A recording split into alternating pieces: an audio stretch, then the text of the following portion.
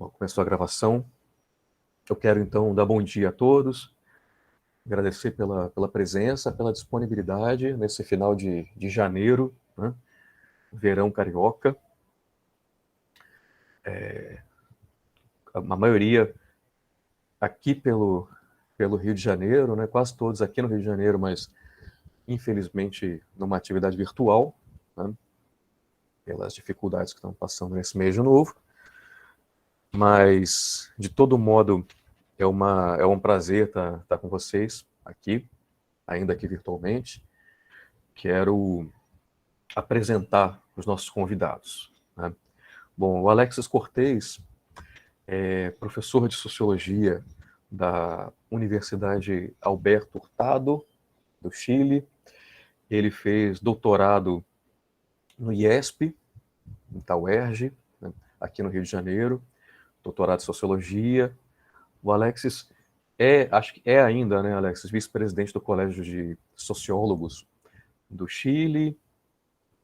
Também participou do Comando Nacional da campanha presidencial do Gabriel Boric, entre outras coisas, sempre articulando com maestria a reflexão sobre a América Latina, a pesquisa séria de temas sociológicos, sociais, contemporâneos, latino-americanos, com a preocupação com a região, com o engajamento, né?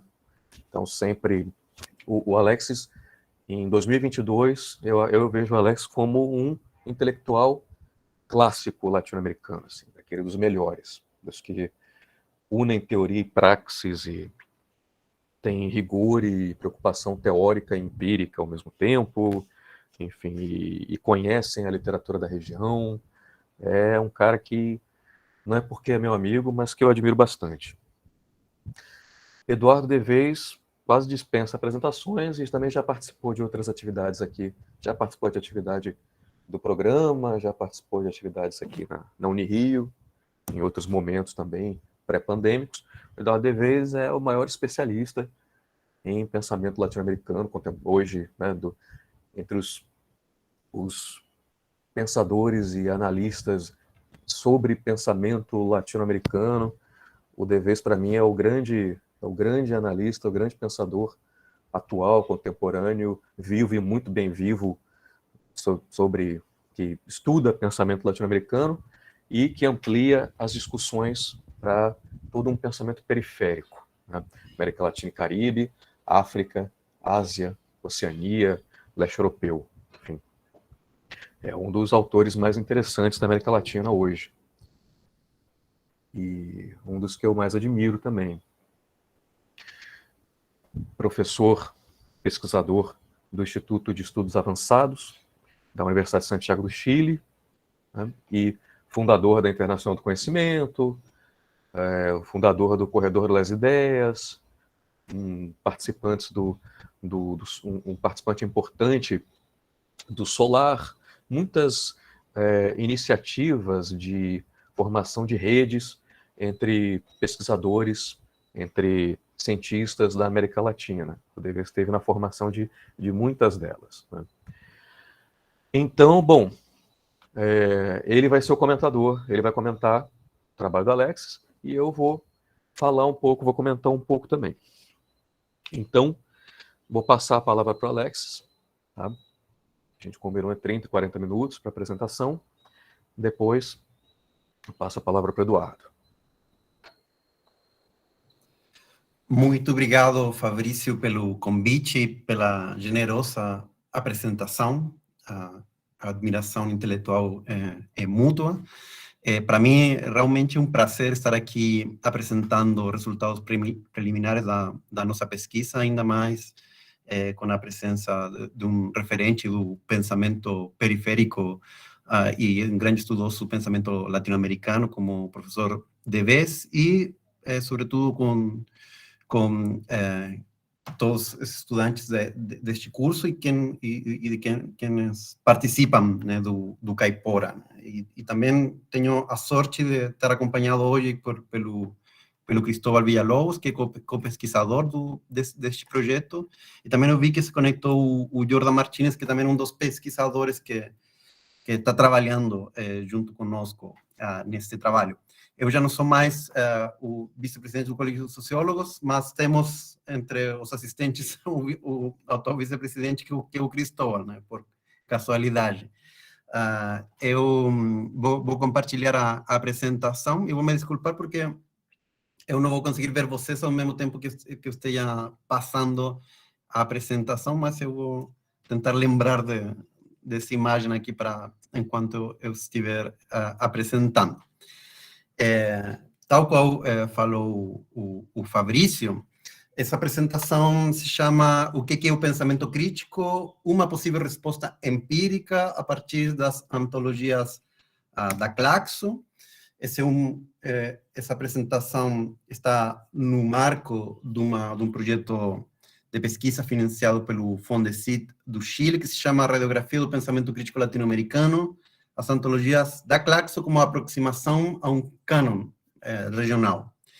E essa pesquisa, eu diria que tem dois grandes pontos de interrogação que são bastante coincidentes com as preocupações, não apenas do grupo de pesquisa de vocês, como das preocupações da disciplina que vocês estão desenvolvendo. Primeiro, a pergunta base é o que significa pensar criticamente desde a América Latina? Isso supõe se fazer dois questionamentos. Primeiro, tentar discutir o que implica pensar criticamente e, por outro, que implicações tem o fato de se situar, né, como um pensamento crítico desde a América Latina. Como vocês bem sabem, as duas respostas não são fáceis. Tem todas polêmicas ligadas em torno a essas duas grandes questões. Sobre o pensamento crítico, tem já bastantes bosques, né, de bibliografia tentando discutir o que seria o próprio do pensamento crítico, assim como sua compreensão de um modo mais geral, para além da possível restrição, ao mesmo tempo que inspirada na teoria crítica ligada à escola de Frankfurt e à tradição, sobretudo que inaugura o Marx na Alemanha. Nesse marco, o pensamento crítico implicaria uma vocação emancipadora. No caso mais latino-americano, supõe também uma ideia de impertinência frente às teorias centrais, também um certo grau de inconformismo frente aos parâmetros e às categorias desenvolvidas no centro da geopolítica do conhecimento. E também, como sobretudo acentua um dos autores que está na antologia brasileira, que é o José Maurício Domingues, implica o pensamento crítico está associado a uma crítica imanente à modernidade, ou seja, a incapacidade da modernidade de cumprir as próprias promessas emancipadoras que ela libera, né? Uma dissociação entre a experiência moderna e as expectativas que a própria modernidade abre, né, de um ponto de vista emancipador. E também, como fala o Razmik Keocheyan, o pensamento crítico é um pensamento que ele define por definição, como um pensamento de esquerda, né? É sobretudo um pensamento histórico, ou seja, um pensamento que vai mudando ao longo do tempo, embora tenha essas características um pouco mais permanentes. O que foi pensamento crítico numa determinada época não necessariamente vai ser pensamento crítico hoje, como poderia ser, por exemplo, o caso do liberalismo no século XIX, que ele era o pensamento crítico desse momento e posteriormente é desplazado pelo marxismo e por outras correntes. E outra grande questão problemática é a definição da própria América Latina, né? Por isso, eu acho que uma noção que é muito útil a que estabelece o José Aricó, né, o marxista argentino, quando fala da América Latina comunidade problemática. A ideia da América Latina também pode ser considerada como uma forma de distinção para fazer o pensamento desde aqui, né, desde a periferia, onde tem uma tensão entre estabelecer um pensamento que responde às necessidades, às particularidades próprias da região, mas, ao mesmo tempo, tentando fazer uma contribuição geral ao acervo do pensamento do mundo. E, ainda mais, essa pergunta sobre a América Latina adquire questões mais tensas, na medida em que a virada pós-colonial ou decolonial está questionando a própria ideia da América Latina como uma imposição ou uma invenção das elites criollas, né, como fala o Mignolo. A ideia de pensamento crítico também está tensionada pelo que alguns autores, como o Keochenyam, definem como uma crise do pensamento crítico, dada a sua inclinação à excessiva profissionalização, sua circunscrição às fronteiras da universidade, também isso com uma guinhada forte de abstração, uma maior pluralização das vertentes do pensamento crítico, que coincidem com uma perda da hegemonia do marxismo, mas essa crise também estaria conectada com um forte grau de despolitização, né, segundo esse autor, ou seja, uma separação da elaboração do pensamento crítico muito mais profissionalizado e muito mais norte-americanizado, não apenas pelos circuitos de consagração, mas também pelas lógicas internas do campo, e que vai se distanciando fortemente de projetos políticos mais concretos, né? Essa antiga ideia dos intelectuais engajados e que tem claramente uma vocação de intervenção pública através, por exemplo, dos partidos políticos ou dos movimentos sociais, estaria se enfraquecendo, de acordo a essa leitura do Keochenyam. Isso também tem que ser lido no contexto da ideia da invisibilização teórica que tem sofrido a América Latina na geopolítica do conhecimento, e também do que a Fernanda Beigel, né, chama de dependência acadêmica, ou seja, o estabelecimento de determinadas situações de subordinação dentro da divisão internacional do trabalho intelectual, onde a América Latina e os pensadores e os teóricos latino-americanos ficariam situados e prejudicados, né, pelas dinâmicas de consagração e pelos circuitos que, embora cada vez mais diversificados, continuariam favorecendo as coagulações, né, dentro do circuito do hemisfério norte.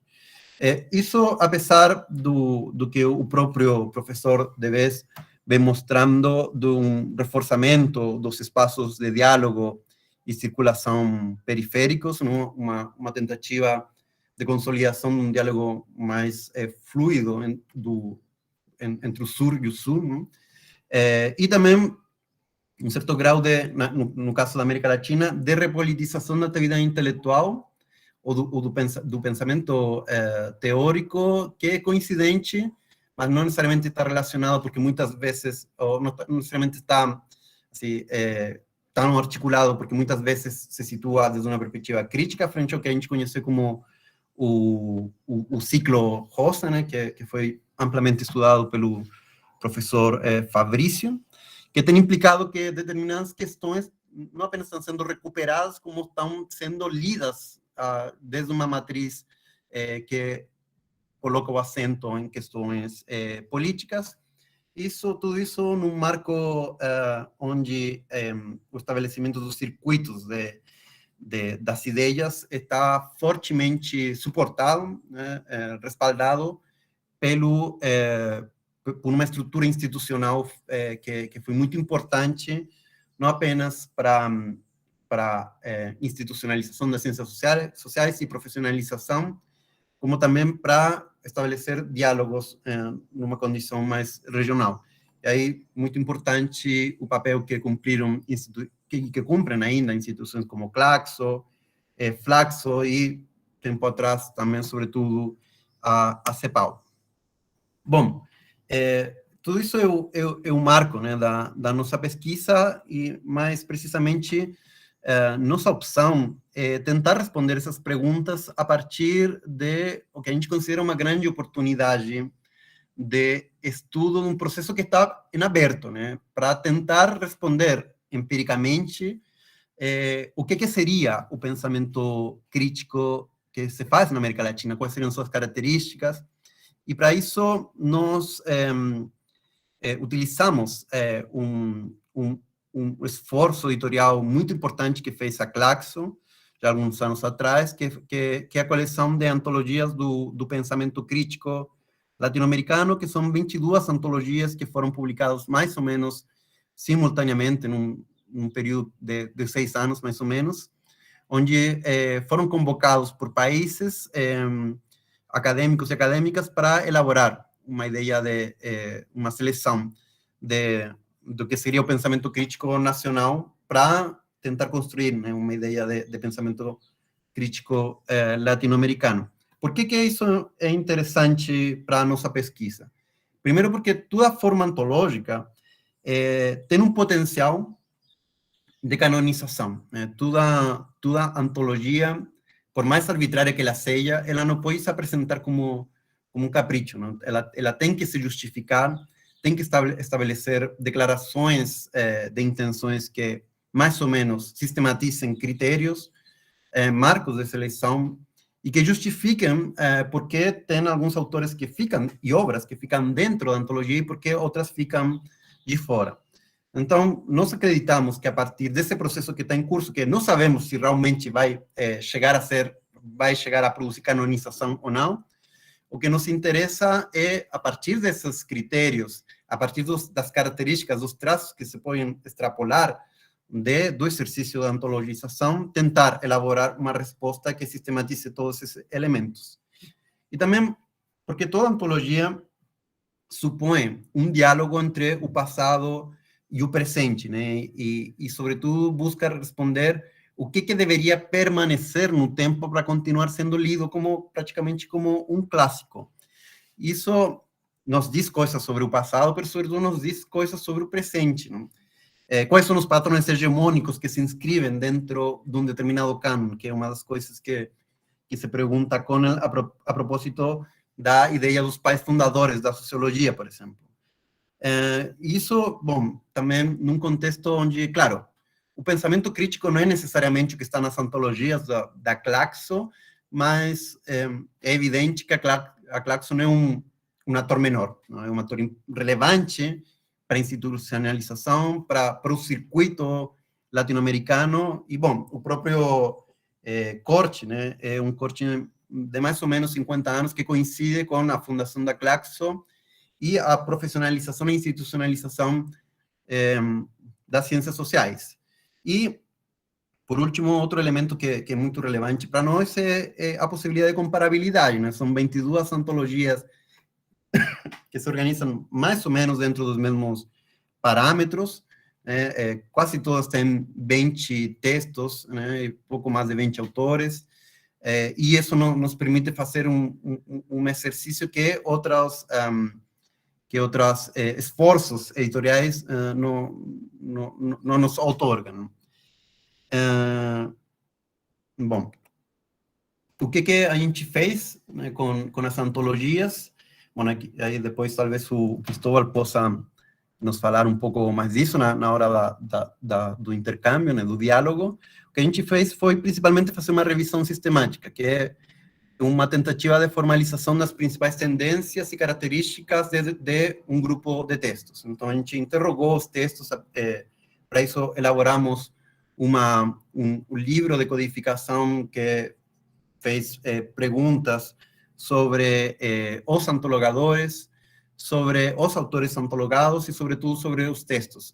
Perspectiva teórica, perspectiva metodológica, a escala geográfica do pensamento, a temporalidade das discussões, que tipo de atores são vistos como os protagonistas de um determinado momento, quem que é o ator interpelado dentro de uma sociedade.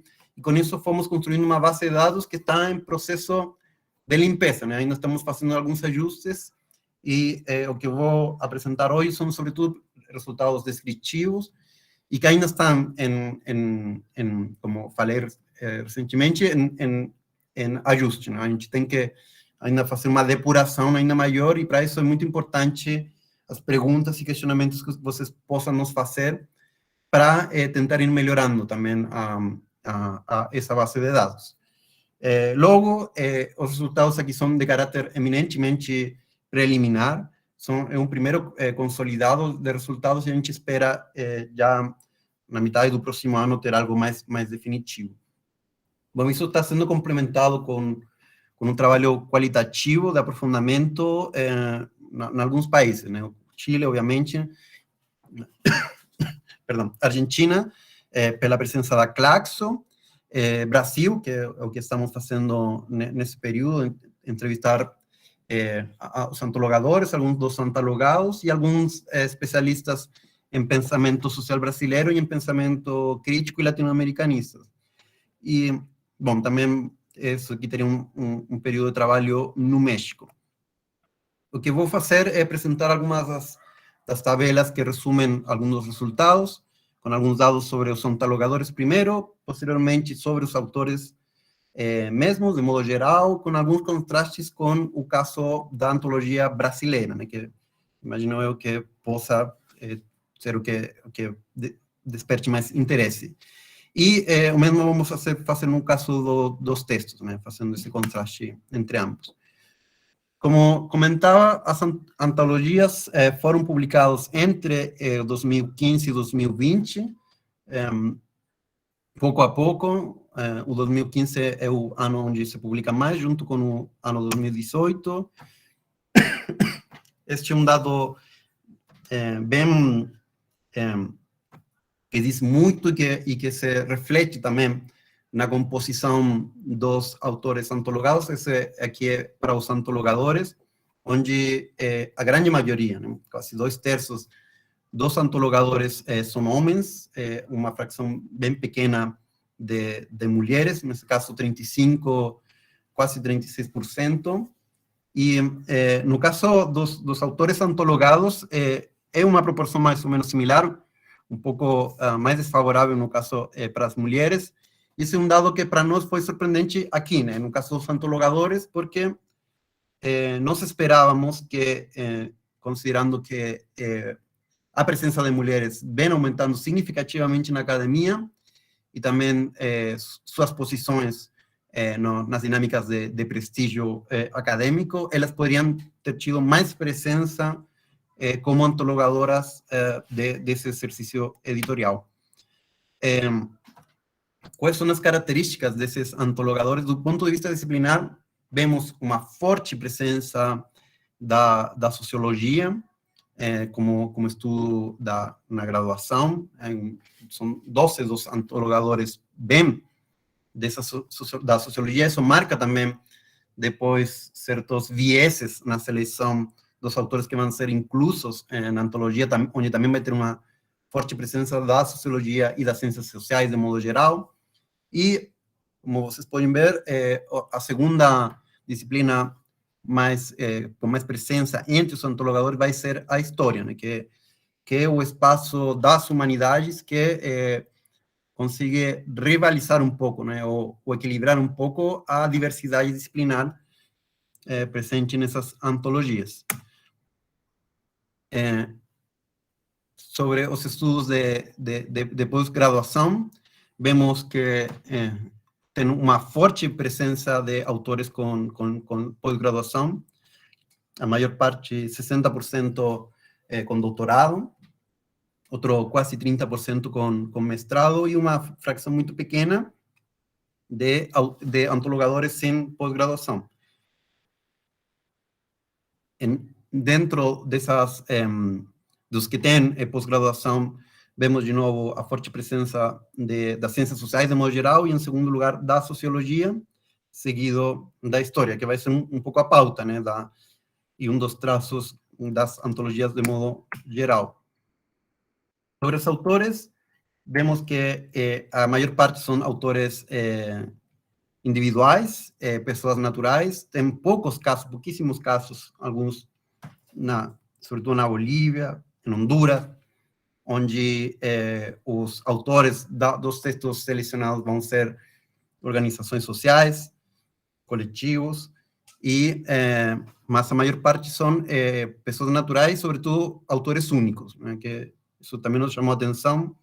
Nós esperávamos algo mais de presença de publicação, de parcerias, né, na publicação. Vemos apenas 12 tem 2 autores, e aí vai se reduzindo drasticamente para 5 textos com 3 autores e apenas um com 4. A maior parte são de autores únicos. E o que eu já adiantava, né?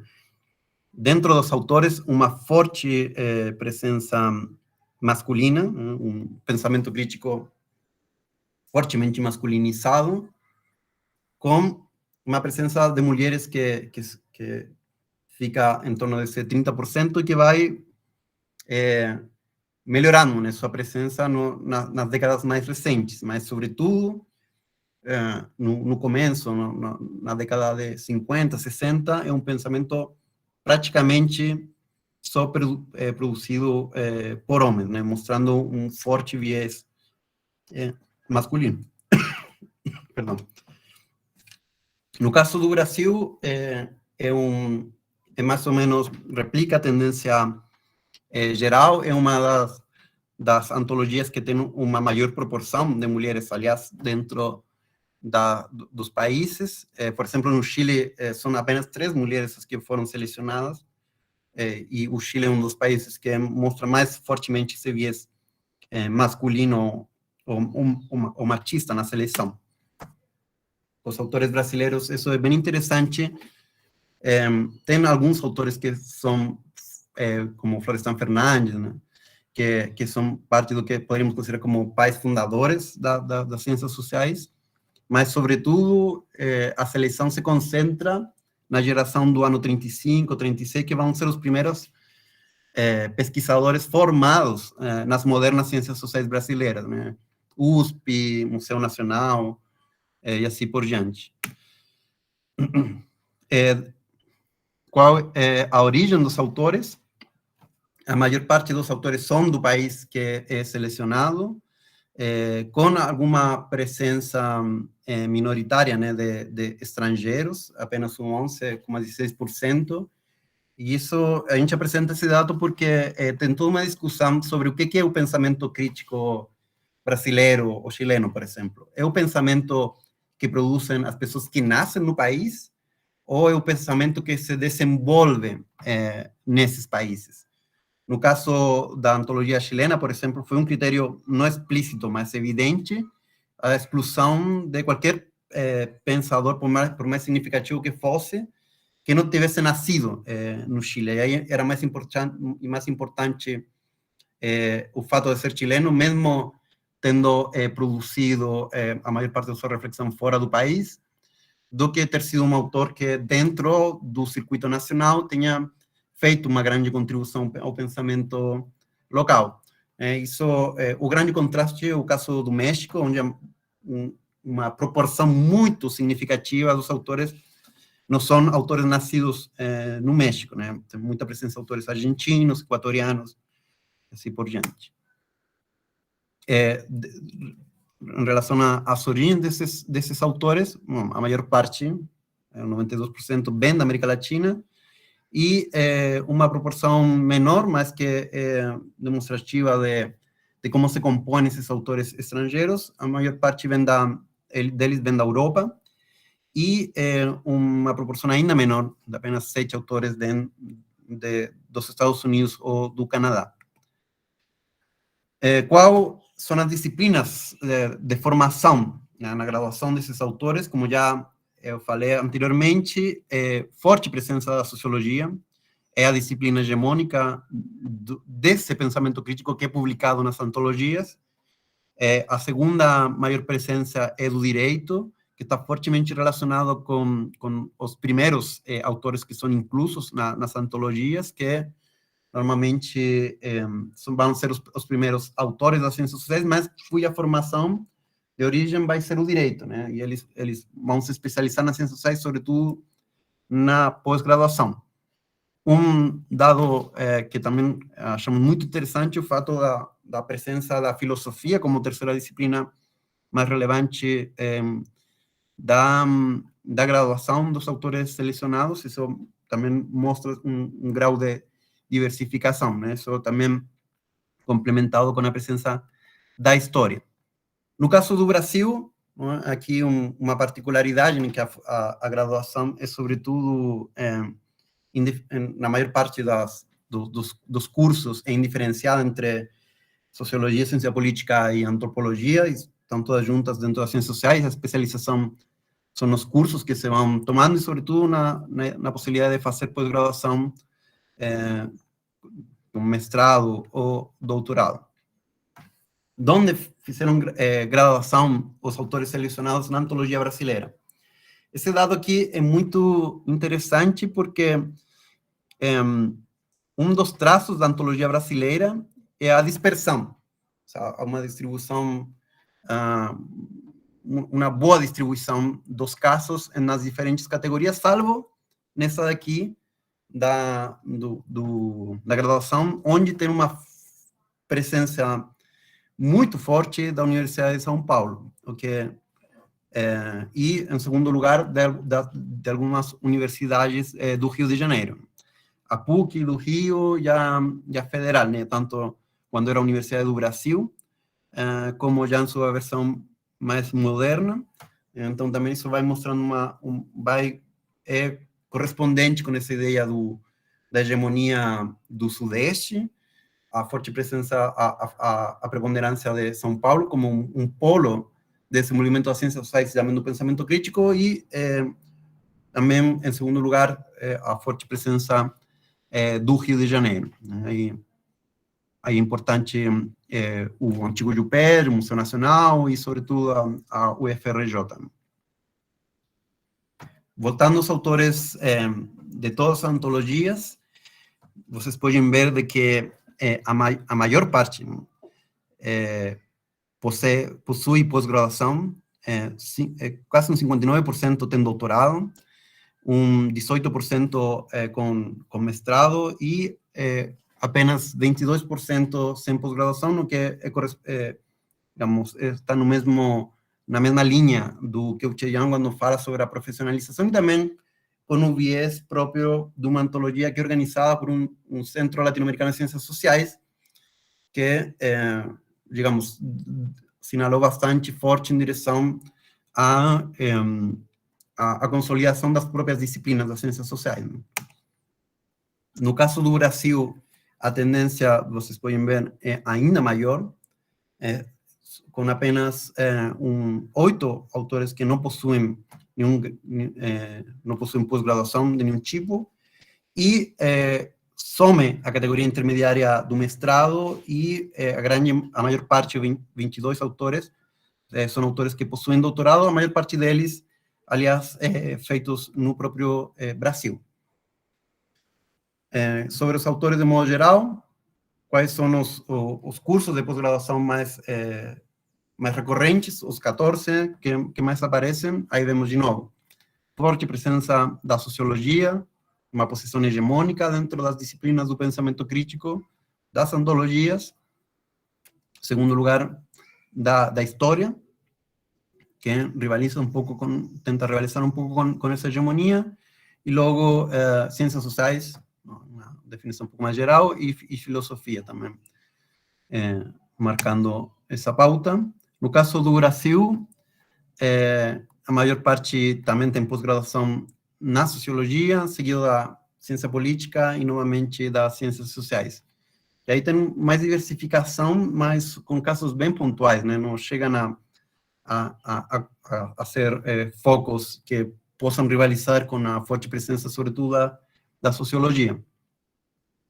Onde estudam esses autores das 22 antologias, onde fizeram pós-graduação? É um dado relevante porque nós esperávamos uma maior presença, por exemplo, da França, né, que durante o século XX foi um grande centro de produção de pensamento crítico, mas os resultados foram mais acordes com a tese do Cheyenne, da norte-americanização das lógicas do pensamento crítico pelas dinâmicas de profissionalização. E o que é relevante também é como vão aparecendo certos centros que são fundamentais para a circulação dentro da região, né? Aí o caso de México é exemplar. Logo, o seguinte país que aparece vai ser apenas com 14 o Brasil, mas sobretudo para a formação dos próprios pesquisadores locais, aunque tem dois que autores fora da antologia brasileira que possuem pós-graduação no Brasil. Já vem mais atrás o caso de Cuba, que também forma muito aos próprios cubanos, e o caso do Chile é interessante, é relevante, sobretudo no caso do mestrado, né, que foi importante historicamente, por exemplo, para a formação na Flaxo, né, nos anos 60 e 70. No caso do Brasil, né, a forte é um indicador da forte consolidação da pós-graduação brasileira, né, com 2 autores que foram formados nos próprios programas de pós-graduação, e, em segundo lugar, já mas bem mais distante, vai aparecer a França com 5 autores e os Estados Unidos com 4. A maior parte dos autores das antologias tem como adquisição institucional as universidades. Vemos pouca presença de outras formas de engajamento institucional, né, sejam ONGs, ou organizações políticas ou gremiais. Em relação aos autores, também vemos que 1/3, mais ou menos, tem um certo grau de militância política. Aqui tenho que fazer alguma aclaração, porque a militância política a gente só considerou a militância política quando aparecesse explicitamente nas biografias, ou já inclusas nas antologias, ou em outras plataformas como Wikipedia, por exemplo. Então, tem muita militância aqui que não está considerada, mas isso aqui já mostra, né, um certo chão, né, uma base de forte presença militante, embora muito mais reduzida em presença com cargos políticos.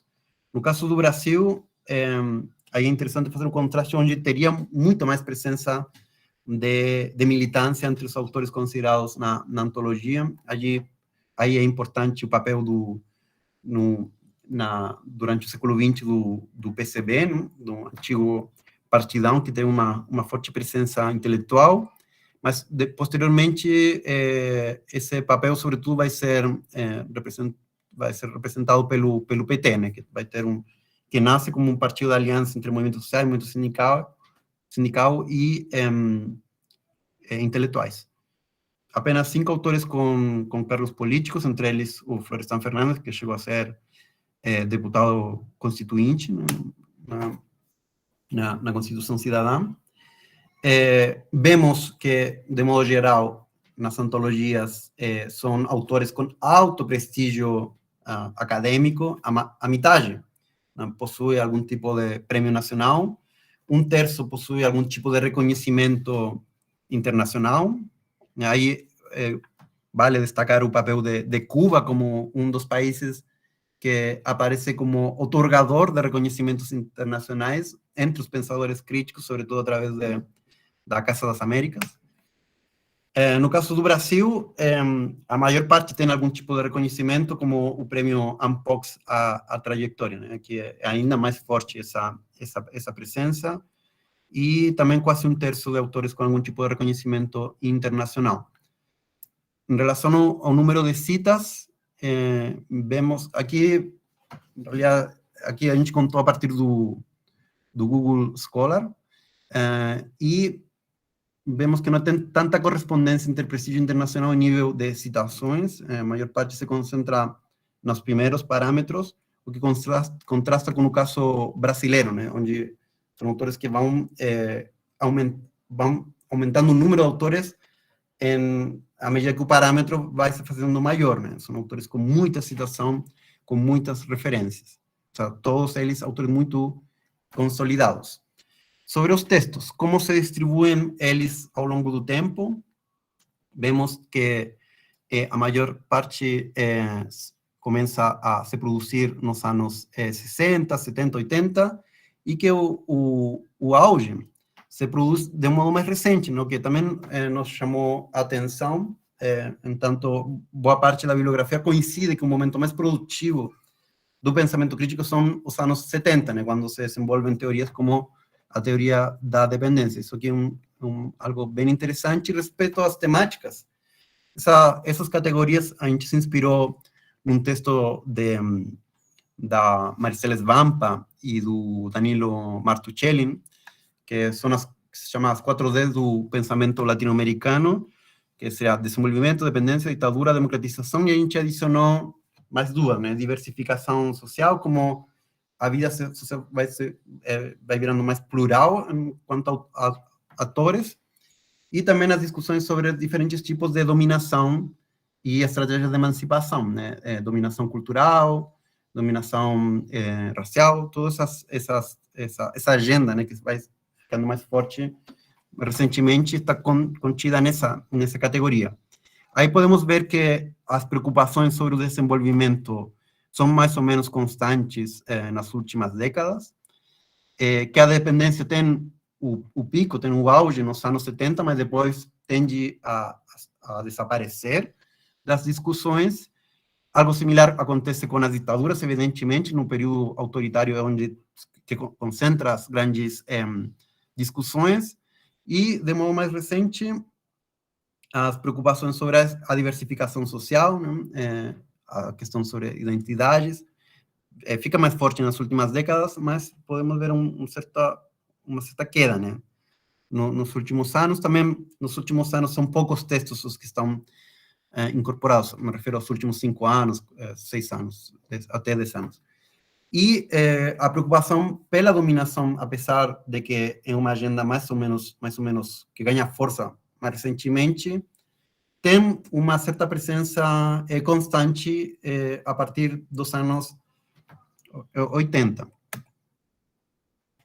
No caso do Brasil, aqui a gente o que pode, não dá para fazer muito contraste porque não está cruzado com o tempo, mas sim mostra a aposta da própria antologia e como foi organizada a partir de diferentes eixos temáticos que permitiram a representação quase das mesmas categorias que a gente utilizou para classificá-los.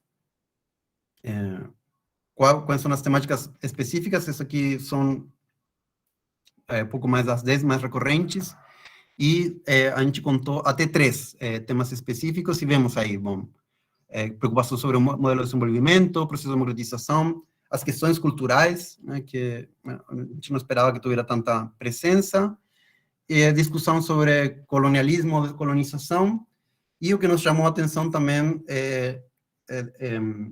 como discussões sobre classes sociais, sobre a revolução, em termos mais clássicos, vão perdendo centralidade nas discussões. No caso do Brasil, é mais ou menos similar, né? Democratização, cultura, desenvolvimento, colonialismo, movimentos sociais, coisas interessantes a reparar. Sobre as características dos textos e as plataformas de publicação, aqui o que é interessante é que, por mais de que aparecem certos nodos que a gente esperava que estivessem, né? Como a editorial Século XXI, a Casa das Américas de Cuba, Flaxo, Nueva Sociedade, Marcha, que é muito importante no Uruguai, mas sobretudo no Rio da Prata. Digamos, as frequências são bastante mínimas, né? Então não chegam a ser espaços hegemônicos, mas sim permitem ter um mapa que é coerente com o que a gente esperaria que poderiam ser, quais são as principais plataformas editoriais de publicação. No caso do Brasil, o que é interessante é a dispersão. Não tem uma grande plataforma hegemônica do pensamento crítico, no caso da antologia brasileira. Destaca com apenas 3, né, a Companhia das Letras, e outras, a gente poderia estranhar a ausência de Civilização Brasileira, Paz e Terra, né, mas também mostra que o pensamento brasileiro não tem um polo hegemônico do ponto de vista editorial. O país de publicação dos textos, de modo geral, nos permite entender quais são os nodos geográficos principais de circulação do pensamento crítico. Aqui é como a gente esperava: México, Argentina, como grandes polos de circulação, Brasil publicando os próprios autores da sua antologia, mesmo caso da Costa Rica, Venezuela e Guatemala. E aí já começa a aparecer algo que quebra um pouco essa tendência, que é Cuba, que é sobretudo importante no caso do Caribe. A editorial da Casa das Américas traduziu muitos dos textos que originalmente estavam em inglês, em francês das Antillas, para o espanhol, e por isso também se consolida como um espaço relevante. A maior parte das publicações são no formato livro, o capítulo de livro, ou seja, o pensamento crítico se canaliza sobretudo através desse formato, que é um formato um pouco mais amplo, né, que permite chegar a públicos mais amplos. O artículo acadêmico vem em segundo lugar, mas muito distante dessa primeira formatação, e que está relacionado também com certas discussões recentes de qual é o principal modo de comunicação acadêmica, né, na atualidade, né?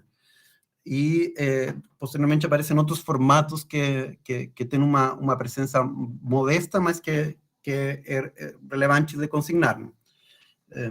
Discursos vão ser importantes. No caso do Chile, por exemplo, discurso do Salvador Allende, do presidente Frei Montalva, que estão inclusas dentro da antologia.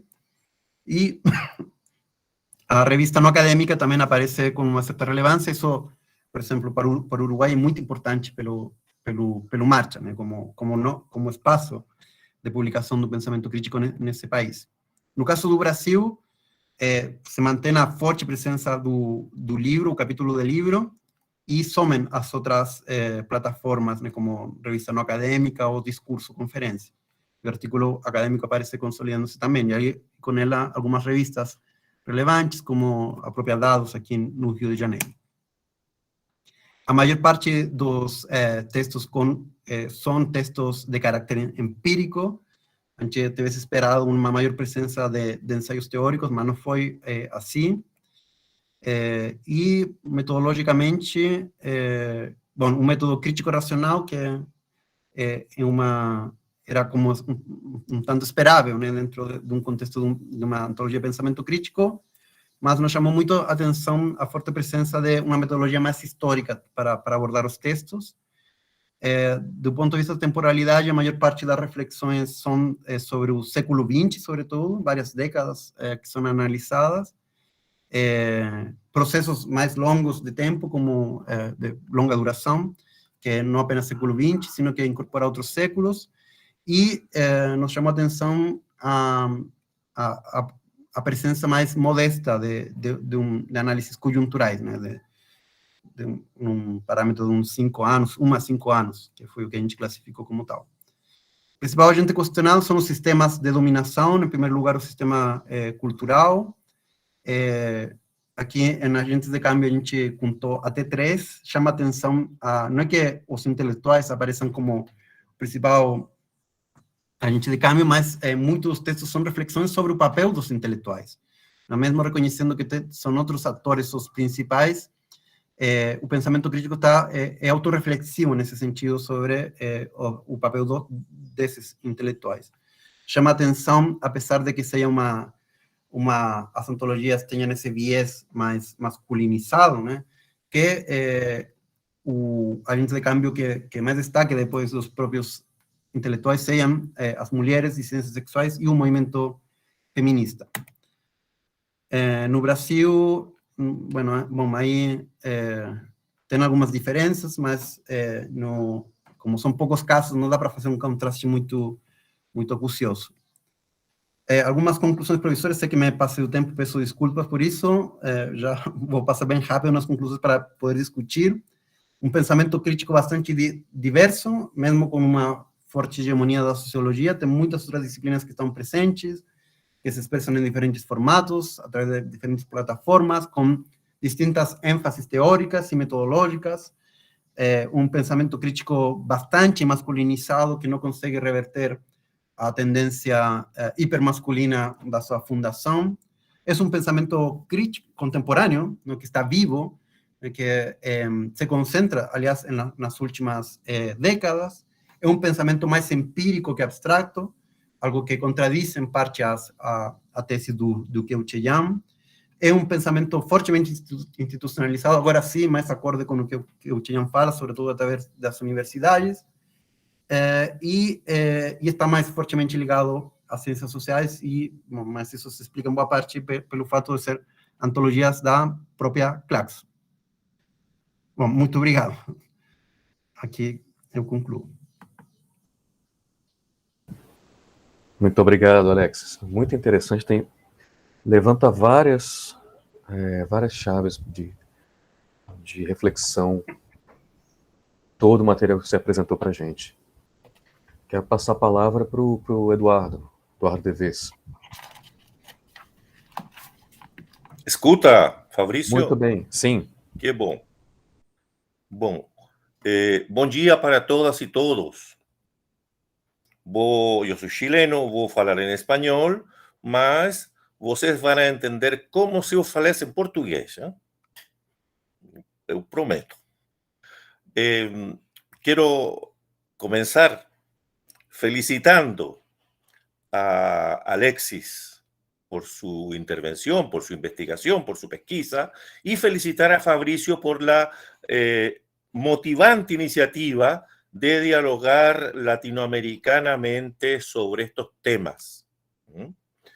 Creo que de las muchas cosas malas que tiene la pandemia, una de las pocas buenas es que nos podemos internacionalizar un poco más a partir de reuniones virtuales. Y yo he tenido más reuniones internacionales durante la pandemia que antes de la pandemia. Mesmo si prefiero estar con la gente físicamente y no a través de internet. Pero celebrar esto.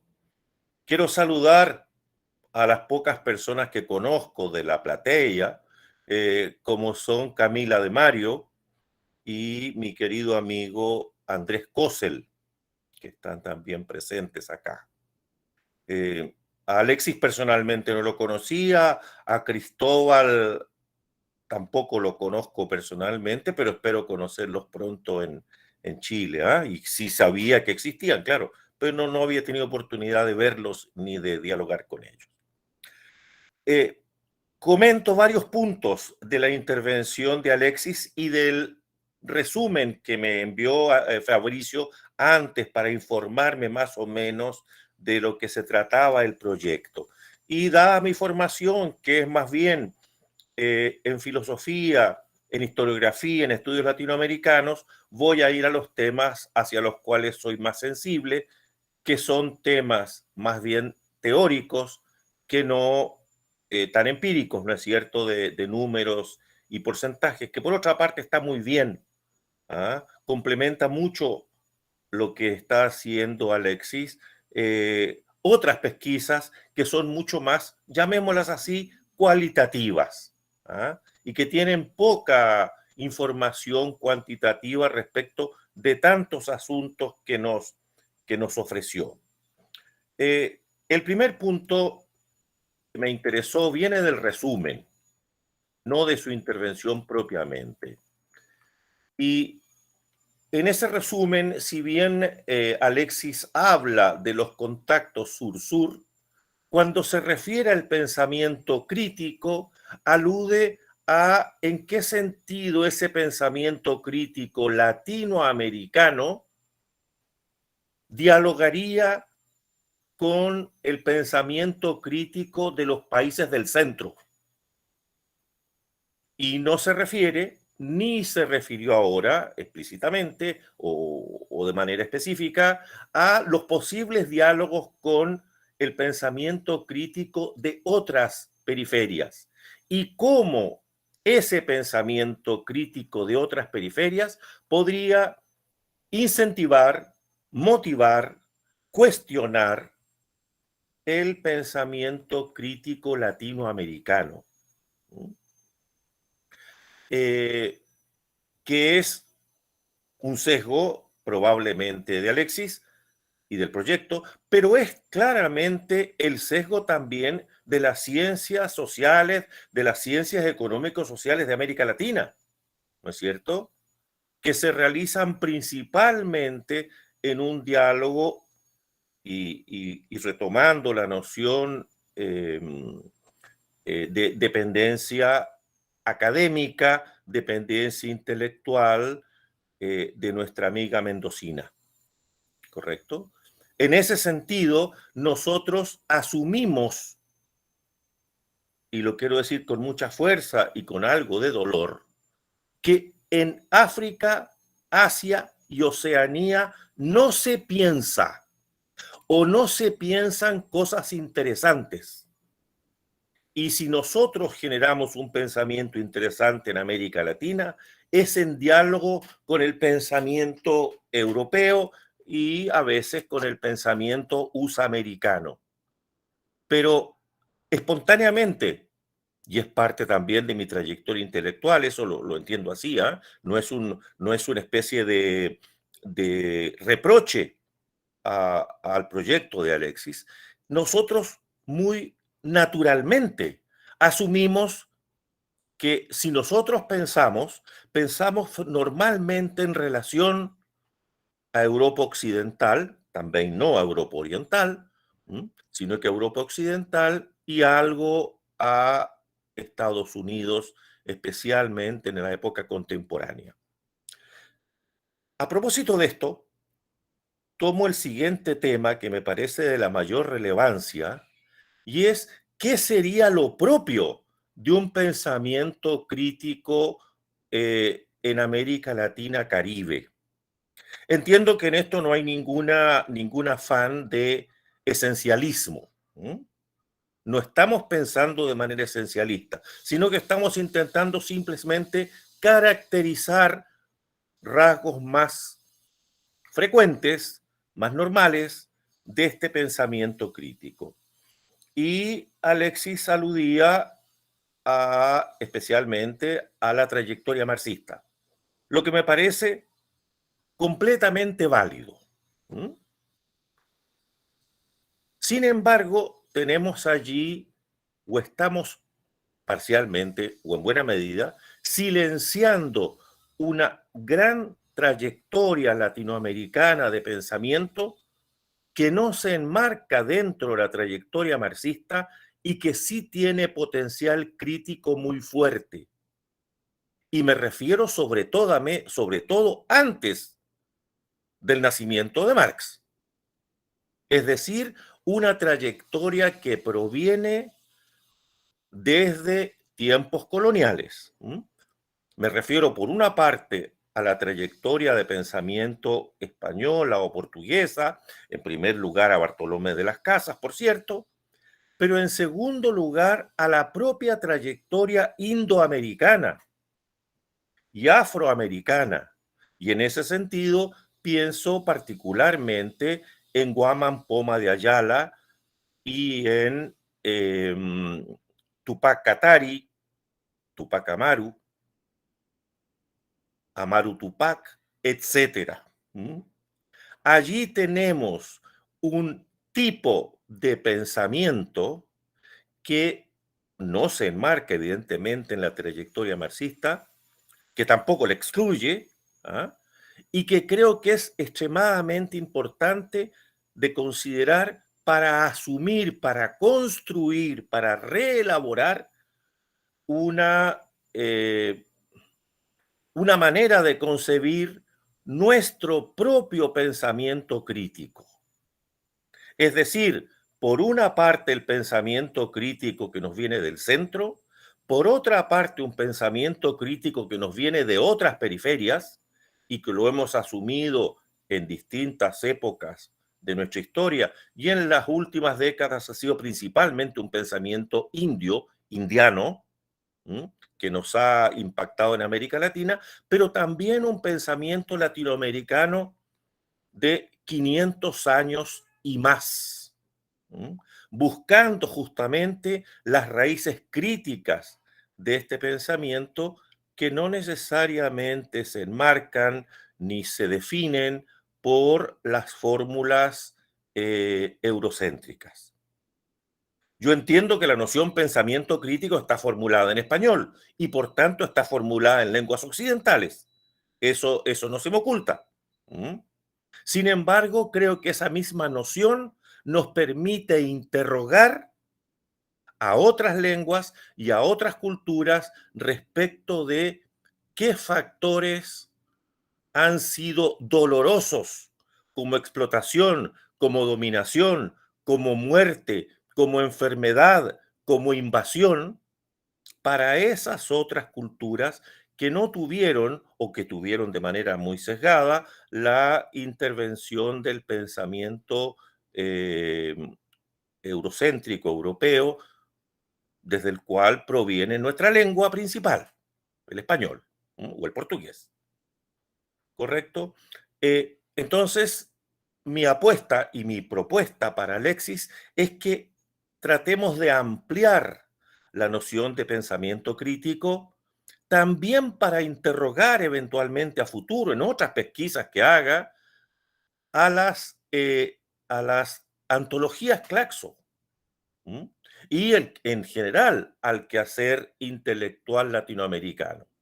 Yo entiendo que Alexis nos presente en este caso una pesquisa que está realizando, ¿no es cierto? No es que yo pretenda que él responda a las preguntas que yo estoy haciendo o a los cuestionamientos en esta pesquisa, sino justamente pensar a futuro, mirar a futuro, porque me parece extremadamente interesante lo que plantea y por tanto cómo complementarlo, cómo hacerlo más eh, amplio, más completo, que dé más cuenta de lo que hacemos. A propósito de esto, quiero introducir una noción que me parece muy importante para este efecto y que es la del acervo latinoamericano. Fabricio, ¿cómo decimos acervo en portugués? No quiero decir patrimonio eidético. La palabra patrimonio suena mucho a patriarcado y entonces no quiero decir patrimonio. Acervo funciona. ¿Cómo? Acervo funciona. Acervo Pode funciona. ser, sim, Entonces, sim. tenemos un importantísimo acervo intelectual, acervo eidético, acervo de ideas de América Latina, ¿m? Que debemos aprovechar lo más ampliamente posible. Y Claxo nos ofrece mucho, pero evidentemente las antologías de Claxo, y esto también no es ninguna crítica, tienen sesgos que están orientados hacia las ciencias sociales. Y en otras disciplinas vamos a encontrar otros tipos de acervo crítico también que no se reflejan principalmente en la trayectoria Claxo.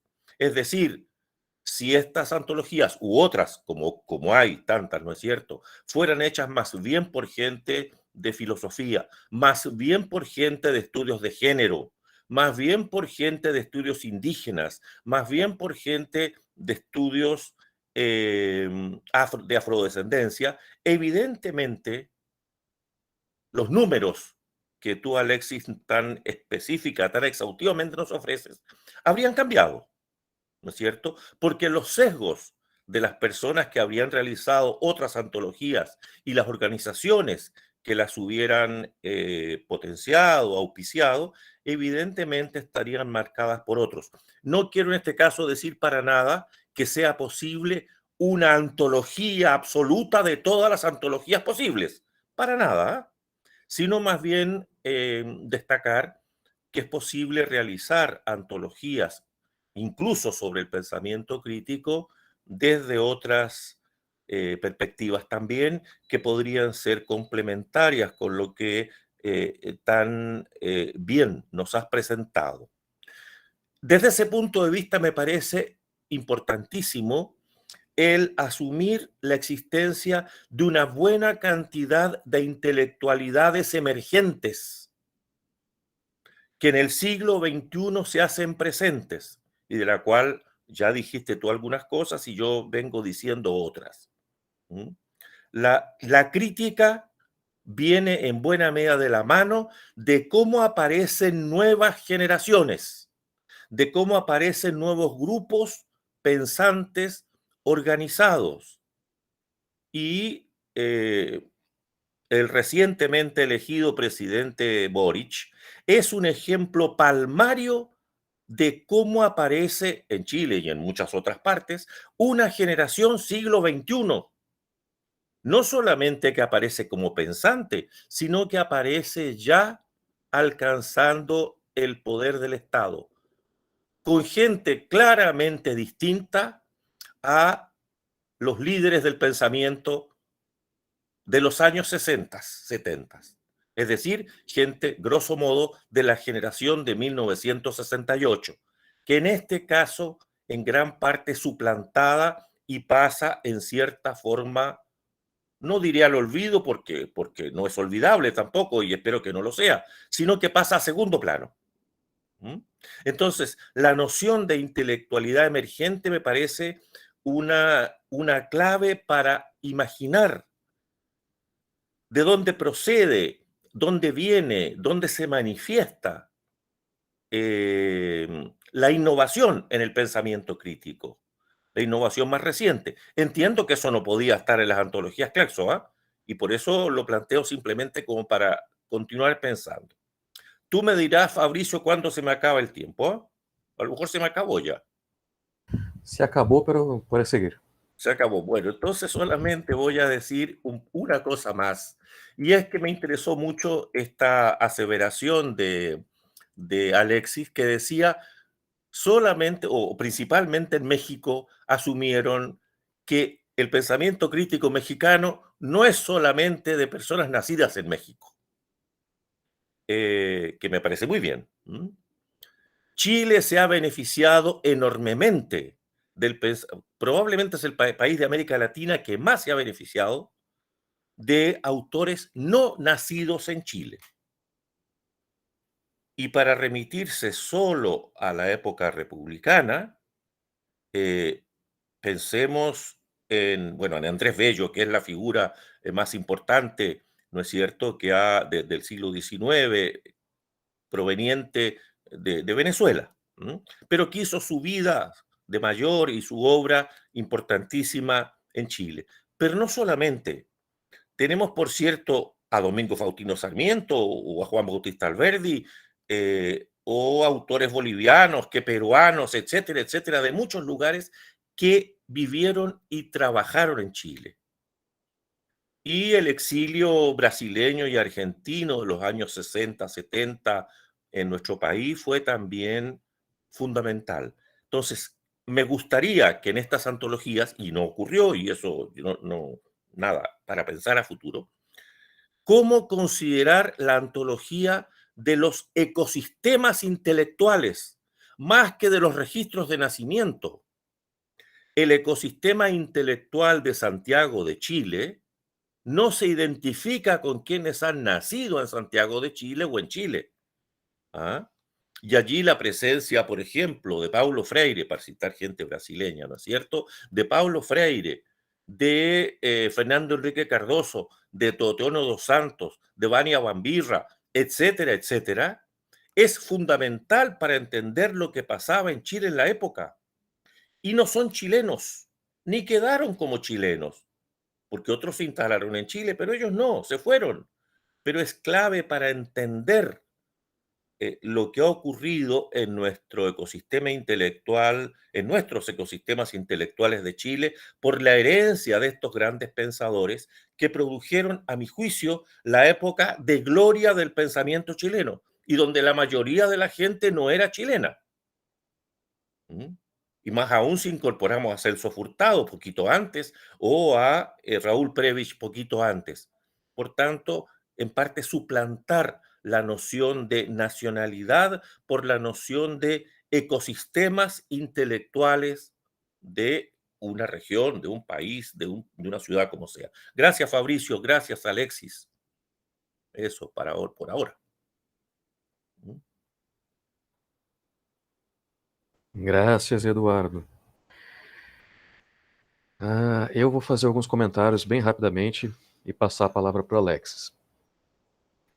Primeiro comentário é a partir dos autores que foram mencionados no começo da apresentação, né?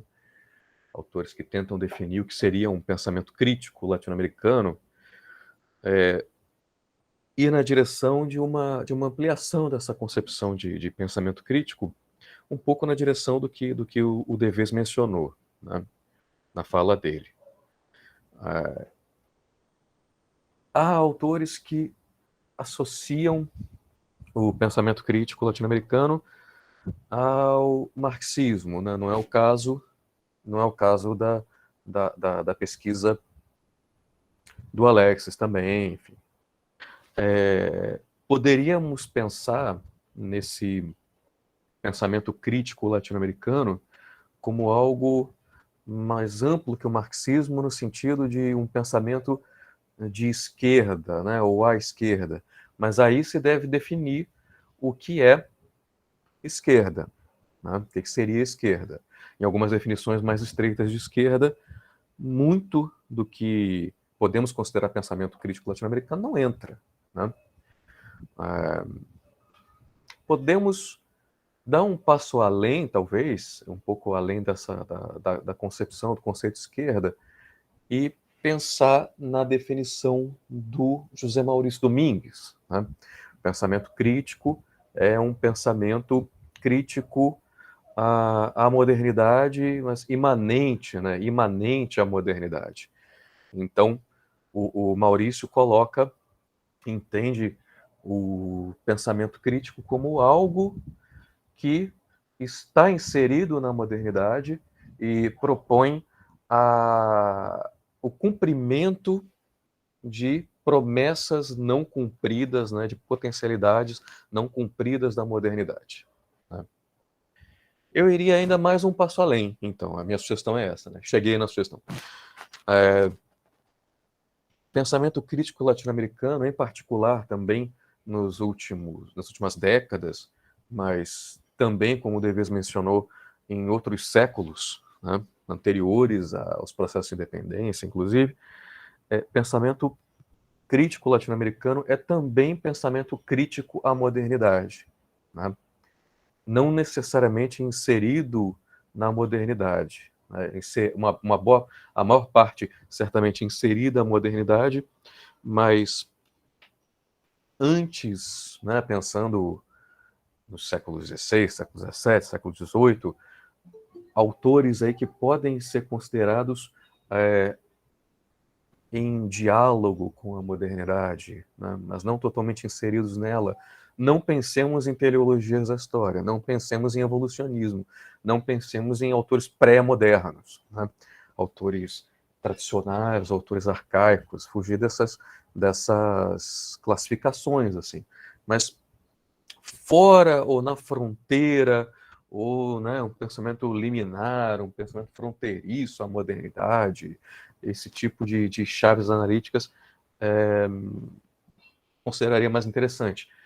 Em particular agora, né, nas últimas décadas, uma grande quantidade de autores que estão associados a essas intelectualidades emergentes ou epistemologias emergentes, que propõem epistemologias emergentes, né, que se consideram na fronteira com a modernidade, ou se consideram pós-modernos, né, ou se consideram para além da modernidade, para além do desenvolvimento, para além do progresso, para além de não sei o que mais.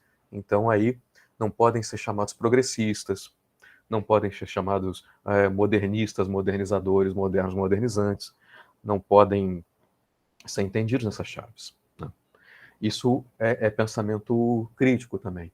Então eu ampliaria a sugestão do Maurício, né, como um pensamento que é uma crítica imanente à modernidade, mas uma crítica à modernidade também, antes, durante e depois da modernidade, né?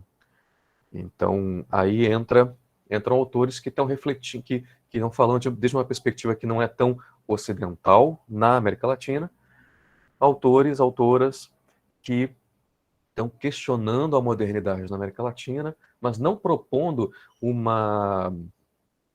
aprofundamento da modernidade, né? Não propondo o desenvolvimento de de promessas não cumpridas da modernidade, nesse sentido, não propondo uma modernização da América Latina, né? Que, em última instância, é o que os Amores propõem, né? Mesmo sendo crítico às teorias da modernização, no fundo, o que ele propõe é que a modernidade finalmente seja moderna, que promessas não cumpridas dela sejam cumpridas.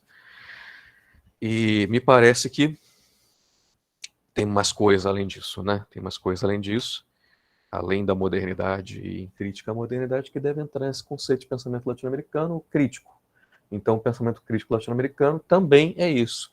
O pensamento crítico latino-americano vai além da esquerda clássica, né? Do sentido clássico de esquerda, e vai além do sentido também de uma crítica moderna à modernidade. Acho que dá para ir pensando, tentando expandir, né? Tentando expandir nessa direção. Um ponto que me chama a atenção, eu queria perguntar para o Alex o que ele acha. Que uma coisa muito interessante das antologias do Claxo é que entra pensamento caribenho, né? Não é pensamento latino-americano, não são antologias de pensamento latino-americano, são antologias de pensamento latino-americano e caribenho. Mas aí o Caribe no Claxo é interessante, né? Porque a tradição de pensamento latino-americano que agrega o Caribe, a partir do conceito de América Latina, é uma tradição que agrega espaços do Caribe que são latinos, né? Cuba, República Dominicana, eventualmente Porto Rico. E aí algumas concepções mais amplas, a ideia de incluir o Haiti também, né? Incluir o Haiti, o debate da cultura creola e tudo isso. Incluir isso como a partir de um entendimento de uma colonização, latina, francesa, né?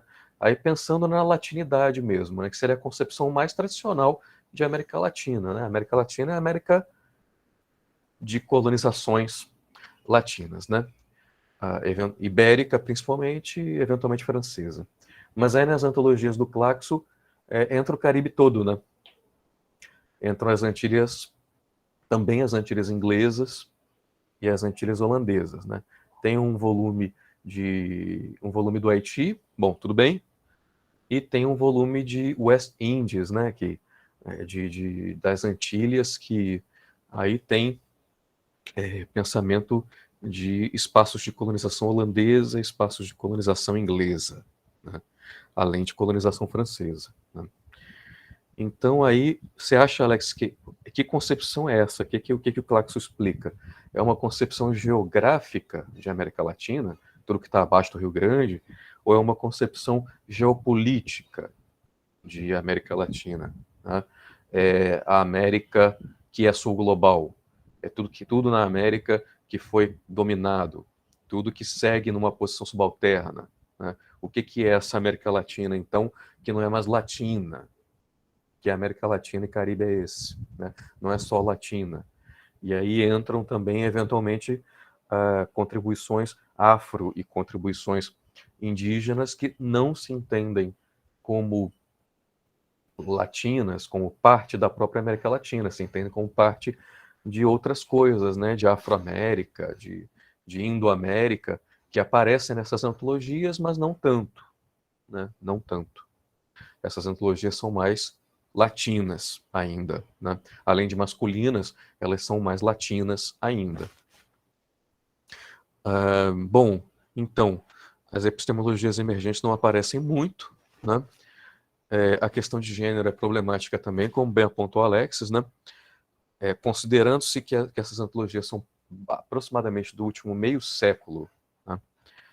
Elas já poderiam ter mais mulheres, né? Se não entre os textos selecionados, também entre os textos selecionados, mas principalmente entre os antologadores, né? Entre quem faz as antologias, poderia haver mais mulheres fazendo as antologias. Provavelmente, havendo umas mulheres fazendo as antologias, haveria mais textos de mulheres, certo? Então, isso é uma coisa que chama a atenção no Claxo, né? É interessante que apareça Caribe, e que apareça um Caribe que não é hispanohablante, mas é surpreendente, se considerando o Claxo, que apareçam poucas mulheres, né?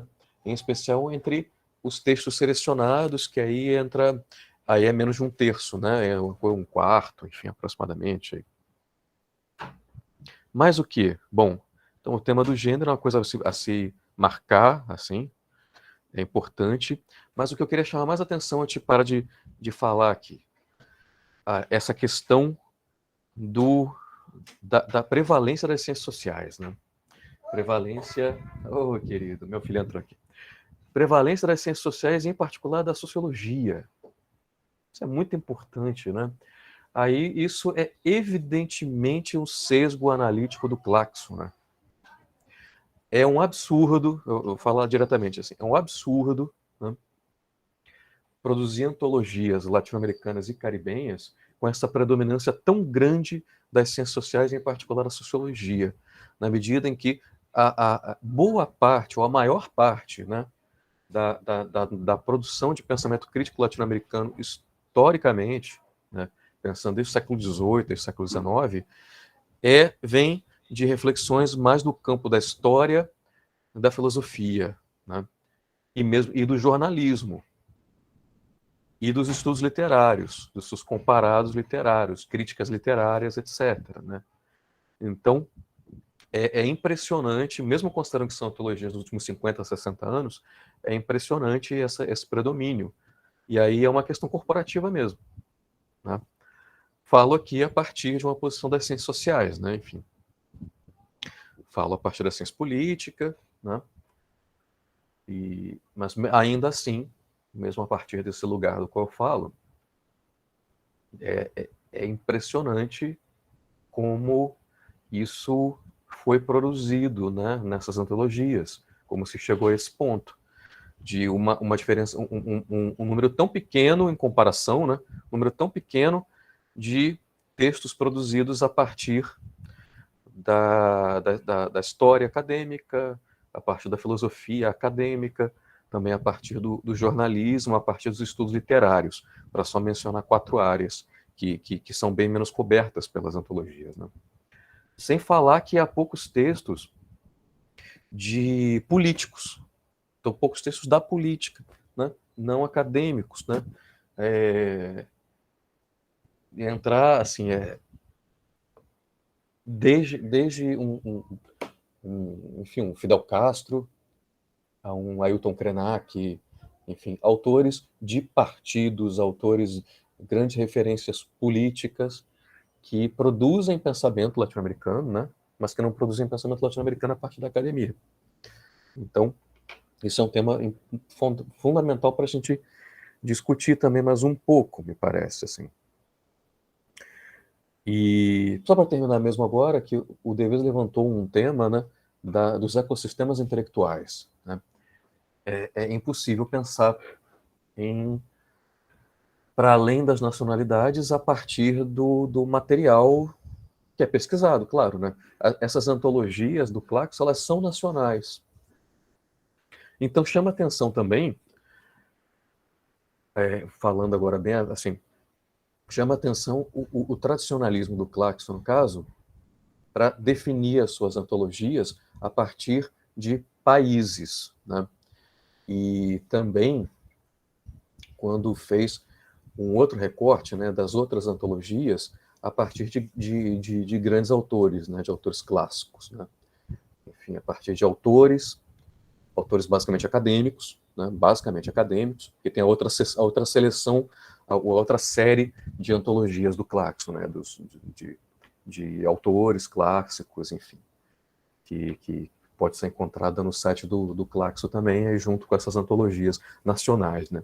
Então, esse recorte ainda nacional e ainda a partir só de indivíduos, né? E a partir praticamente de indivíduos brancos, indivíduos homens, principalmente, né? De homens, basicamente.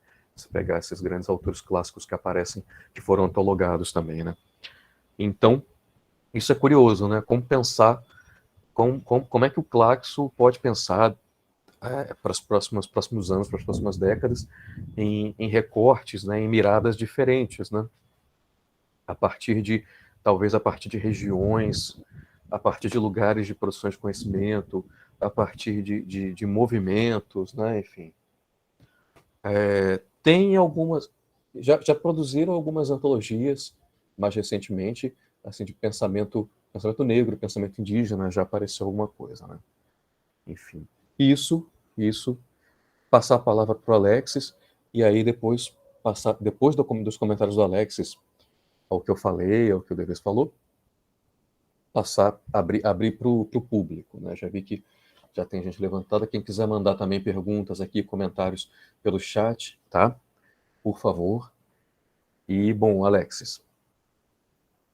Bom, muito obrigado pelos comentários e pelas perguntas. Eu não sei se vou conseguir abordar todos os elementos, mas sim vou tentar dizer algo, pelo menos, né?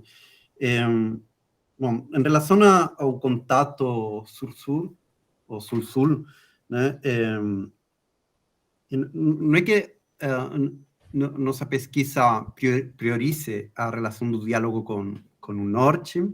Evidentemente tem que situar como se dá a interação com o que hoje se consideram teorias críticas, né, no centro.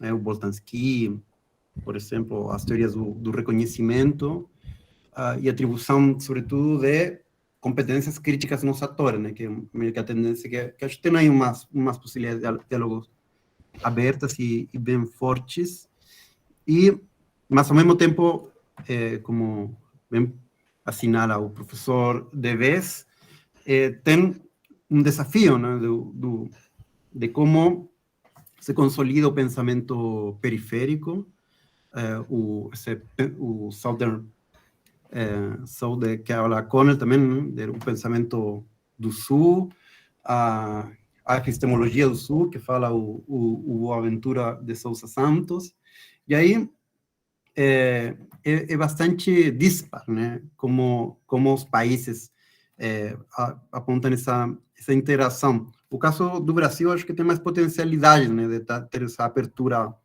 de discussão com a África. Um dos autores, o próprio José Maurício, né, o texto incluso na antologia, ele faz uma reflexão na América Latina a partir da Índia, também coincide com o período dos BRICS, né, e de pensar as semiperiferias, isso é relevante, e também onde tem muito potencial, ou tem um potencial já mais avançado, né, é justamente nas Antilhas, né, e as conexões que têm os pensadores antillanos, problemática com as metrópoles, né, no caso, por exemplo, os martinicanos, né, como o Fanon, ou como o César, que está misturado com a discussão sobre independência também, departamentalização, no caso do MSC, e o Fanon como um pensador panafricanista, né, mais que um pensador latino-americano. E aí, bom, eu acho que claramente é um caminho que tem que ser percorrido, né? É um desafio para nós, aí tanto o professor Deves como o Fabrício tem aí, já tem desbravado esse âmbito. Eu acho que institucionalmente daria para tentar fazer aí uma comparação com a UCODERRIA, né, e a Claxo. Seria interessante se tivesse um exemplo similar como essas antologias, porque por mais problemáticas que elas sejam, porque são, a graça que elas têm é que são uma operação aberta, né? Está aí expostos os mecanismos, e a gente pode discutir os vieses, que são, em alguns casos, são mais evidentes, e tem as disputas também, porque, claro, a maior parte das antologias são bem clássicas, né, nas escolhas que eles fizeram. A mais, quando a gente discutia, a gente concordava que a uruguaia, por exemplo, era das mais clássicas, né? Muito autor consolidado, eles até quebram um negócio temporal e fazem, em vez de 50, 100 anos. E apesar de ter uma antologadora, a atual secretária da Claxo, é das antologias com menos mulheres também. Porque eles optaram por escolher autores que tivessem falecido. E isso termina afetando a dinâmica. Tem algumas coisas muito virtuosas, como a relação com a imprensa, por exemplo, né? Marcha, aí, o fundador de Quijano, como um autor central aí do pensamento crítico, mas também tem umas outras fraquezas em relação à literatura, né? Não está o Ángel Rama, não está o Benedetti, não estão esses autores que eram jornalistas também, e que desde essa viés marcaram a discussão pública, né? Mas tem outra antologia como a boliviana, por exemplo, que tenta quebrar com tudo isso, que tenta descolonizar também as ciências sociais, que deixa fora os pais fundadores da sociologia boliviana, né? O Zavaleta Mercado, não está ninguém do Grupo Comuna, por exemplo, que é mais recente, aí uma crítica também ao governo, tem muita mais presença de pensadoras indígenas, de movimentos sociais, aí, desde esse ponto de vista, é a mais original. E permite fazer os contrapontos, mas também tem, evidentemente, tem seus elementos problemáticos. E, claro, a questão, eu diria, mais que o viés do marxismo, a questão, como vocês também apontaram, né? O viés são as ciências sociais. Claro, são o Centro Latino-Americano de Ciências Sociais. Mas, então, a pergunta é, onde se faz o pensamento crítico fora das ciências sociais? Claro, por que não marcar mais presença extramuros das universidades, dos movimentos sociais? E aí, o caso da antologia chilena, que também é muito problemática, mas tem algumas virtudes também, como a maior presença de pensadores políticos, de quadros políticos, né? Tem aí um dos ideólogos do Partido Socialista, está o Salvador Allende, está o Eduardo Freixo, que é também um provocador, né? Um presidente democrata cristão, está o Clotario Blest, né? um grande sindicalista, né? chileno, mas vamos tendo esses outros problemas, né? de também ser muito masculino, etc, etc. Então, isso nos leva a perguntas sobre o que é o pensamento crítico e como se desenvolve hoje a disputa para definir o que são as raízes do pensamento crítico. Se estão onde se tem que cobrir, como falava o professor Deves, o período pré-colonização, o período da colonização, o período pré-ciências sociais, dos pensadores indígenas, e aí eu acho que essa discussão é muito interessante mesmo, né? A ideia do pensamento fronteiriço, do Mignolo. Na antologia brasileira está o Silviano Santiago, que habla dos entre-lugares, como uma possibilidade de pensar também nosso lugar de enunciação como latino-americanos. E aí, também, como a virada decolonial tensiona as próprias ciências sociais. E, por outro lado, como se reivindicam as ciências sociais também, de que não todas, não pelo fato de ser ciências sociais, é uma lógica colonizante, também tem possibilidade de apropriação, e não todo o que fizeram os pais, entre aspas, fundadores das ciências sociais na América Latina é necessariamente colonizado, né? Também tem essa força do entre-lugar do que fala o Silviano Santiago.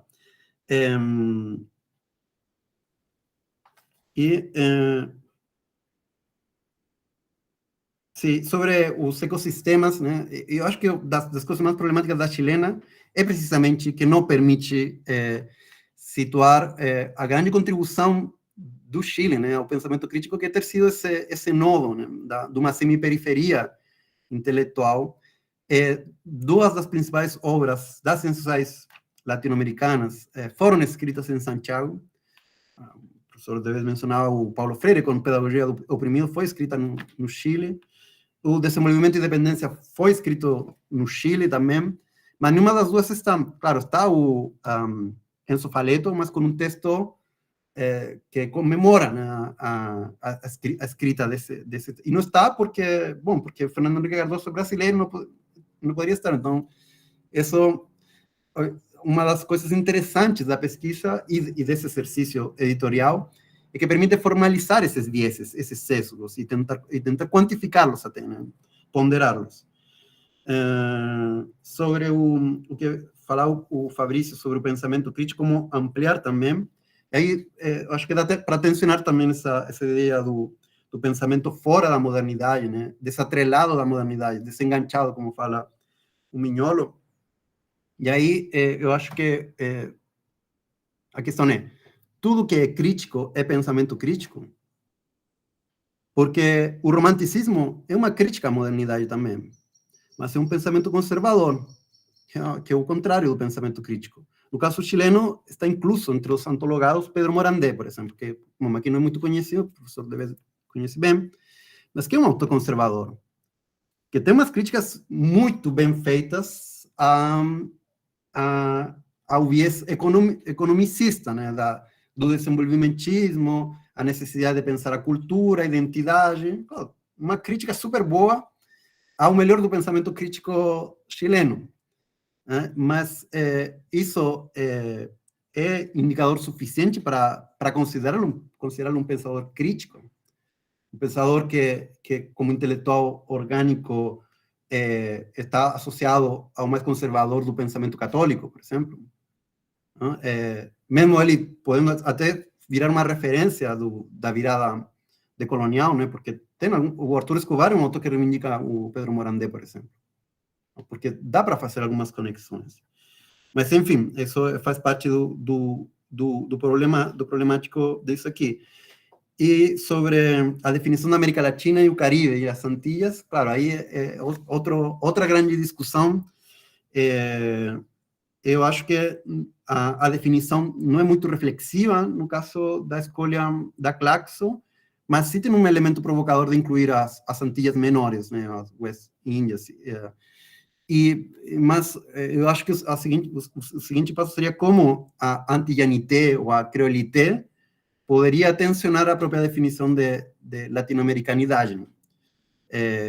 Eu acho que todas essas categorias vale a pena problematizá-las. A ideia da América Latina está sendo questionada hoje na virada decolonial, mas ao mesmo tempo tem um potencial de recuperação na mesma medida em que a ideia da América Latina está sendo reapropriada. E onde a própria definição está virando um pouco mais laxa, né? Incluindo os que foram excluídos da ideia da América Latina. E a inclusão do Haiti é interessante no sentido de que vai na contramão do que foi o próprio processo de construção da Pátria Grande, por exemplo, né? De Simão Bolívar, e da exclusão na Carta de Jamaica, né? Da Primeira República Independente da região. Bom, vou ficar por aí, porque senão vou... Mas muito obrigado pelas questões, a gente vai seguir pensando sobre isso, bom, talvez depois o Cristóbal ou o Jordan possa complementar com alguma outra ideia. Obrigado. As inscrições estão abertas. Vamos ver quem gostaria de falar mais alguma coisa. Guilherme, anuncio a chegada do companheiro Guilherme aqui na atividade. E também, ¿quieres hablar algo, Cristóbal? Mencionar algo de la... Sí, gracias Fabricio. Solo un pequeño comentario y muchas gracias a Eduardo y a ti por los comentarios. Yo creo que Alexis ha resumido muy bien los límites o nos han hecho ver muy bien los límites de Claxo. Pero respecto a eso me gustaría comentar dos cosas. Una, que lo primero es que es necesario entender la antología de Claxo como un proceso complejo. Evidentemente, nosotros hablamos de las antologías y todos nos referimos a los límites, pero las antologías no las hace una persona, están dentro de una red que además tiene poderes, que tiene diferencias políticas, que tiene diferencias epistemológicas, y que entender y desmenuzar la antología muestra esas diferencias. Entonces, la concepción que hay que tener de la antología no es como un artefacto cerrado, sino como un artefacto abierto que a la vez que cierra ciertas discusiones, también abre otras. Abre las discusiones sobre la región, abre las discusiones sobre los límites de América Latina, el rol de las ciencias sociales. Eso es lo primero, porque uno tiende siempre a pensar como las antologías dicen esto, y no. Hay antologadores, hay procesos de operación, hay procesos probablemente de censura, omisiones, inclusiones forzadas, y todas esas actividades probablemente las podemos tratar estamos intentando pesquisarlas en esta segunda fase más cualitativa. Y lo segundo también en torno a eso es que, y respecto de esta misma discusión más conceptual, es que si bien, tal como decía Eduardo, y tú también, Fabricio, hay otras posibilidades, hay otros ejemplos de antología, esta elección tampoco es una entre cualquiera. Es una elección que nosotros creemos que dedicarle el tiempo a esta antología es porque la antología produce un efecto más allá de sí mismo. En ese sentido tiene un efecto, podríamos llamarlo performativo. Y entonces las limitaciones que muy bien ustedes han detectado tienen consecuencias en el mediano y el largo plazo, porque estos son textos que se estudian, que se usan para estudiar en los pregrados o en el posgrado, y que de cierta forma se consolidan. Entonces, si existiera, por ejemplo, si Flaxo hubiera hecho este ejercicio, o otra institución hubiera hecho este ejercicio, sería interesante ver la combinación, pero nos parece que hay que, reconociendo todos sus límites, también son un actor que intenta consolidar una cierta hegemonía respecto de qué se entiende por el pensamiento crítico, y solo conociéndola se puede realizar esa crítica. Entonces también, para matizar esta idea de que es una entre muchos, evidentemente es una entre muchas, pero tampoco es cualquiera. Creo que esas dos cosas me gustaría remarcar. Sí, de todos modos no hay tantas. No hay muchas iniciativas como esa, de hecho. E muitas graças, Cristóbal. E, bom, seguir com Guilherme e depois Alexandre. Oi, pessoal, boa tarde para todas e todas. Eu queria dar um abraço imenso no meu amigo Alexis. Desculpa pela precariedade aqui, eu estou dirigindo, eu vi a maior parte, eu perdi o comecinho. Eu me enrolei, Alexis, achei que era, botei a cabeça na quarta-feira, vi que era segunda, fiquei desesperado, estou em trânsito, ouvi a maior parte no celular da Gabi, minha mulher, e agora estou no meu celular. Queria pegar um gancho do finalzinho do que você falou, da sua segunda fala, que é algo que toca preocupações, interesses meus de pesquisa agora, que eu quero começar a avançar, que se aproxima de pesquisas que o Fabrício já vem fazendo há um tempo. Quando você observou a questão de pensamentos que fogem à modernidade e que discutem, questionam a modernidade, que nós estamos buscando, né, superar a discussão moderna, né, muito racionalista, muito com uma ideia de progresso, né, e que existe realmente um pensamento crítico por aí, mas ao mesmo tempo existe um pensamento extremamente conservador, como você muito bem falou, o romantismo muito tipicamente é muito conservador, né? Você tem correntes não modernas, antimodernas, extremamente conservadoras. E quando a gente vai na linha do que o Eduardo falou, buscando pensadores de várias épocas, né, para poder abrir mais o nosso leque, o que é importante fazer, e é o que eu pretendo fazer, é um caminho para a gente conseguir pegar esses autores que podem ser entendidos como críticos, né? Mas, ao mesmo tempo, a gente pode cair nesse pensamento conservador, como você falou. E, muitas vezes, eu percebo uma ambiguidade nisso. O quanto pensamentos antigos, de outras épocas, etc., podem ser, ao mesmo tempo, muito conservadores e muito críticos. E aí é meu questionamento para a gente pensar um pouco junto, ver a contribuição que você tem para dar, porque é algo que tem me intrigado, eu estou interessado em pensamento indiano. O quanto que depende muito das nossas chaves. A interpretação e o que a gente vai ressaltar desses pensamentos de outras épocas, que podem ser usados de formas muito distintas. Eles realmente podem contribuir para a gente encontrar uma sociedade mais plural, né? Menos ocidentalizada, no pior sentido da palavra, né? Menos voltada para a destruição do planeta, né? Mais tolerante, mas ao mesmo tempo pode ser o reforço de hierarquias, né, o reforço de uma lógica de casta, e etc. Então, queria que você refletisse um pouquinho sobre isso aí, que vai me ajudar. Abraço. Eu estou pensando há uns bons anos nisso e não cheguei a nada ainda. Alexandre. Boa tarde. Eu acho que é boa tarde. Enfim. Eu gostei muito da apresentação. Ele apresentou uns dados muito interessantes sobre o potencial de produção cultural e intelectual das instituições de cada país. Mas eu fiquei curioso com uma coisa. Eu não sei se chega a ser uma pergunta, mas eu fiquei meio curioso sobre como é que o Brasil, por exemplo, apesar de estar inserido na América Latina geograficamente e não se misturar muito com a América Latina e se diferenciar também historicamente da região na América Latina por ser mais rico, mais poderoso, por ser antigamente monárquico, por vários fatores, eu fiquei curioso como é que acaba o contexto da fuga de cérebros, por exemplo. Porque assim como o Alex falou que o Paulo Coelho produziu o trabalho dele no Chile, eu fiquei meio curioso pensando sobre como acaba essa produção cultural, como acaba esse fluxo de conhecimento na América Latina, que acaba meio que acaba esbarrando na questão de quão insular fica o Brasil, se ficar na América Latina, se tem América Latina, essa questão.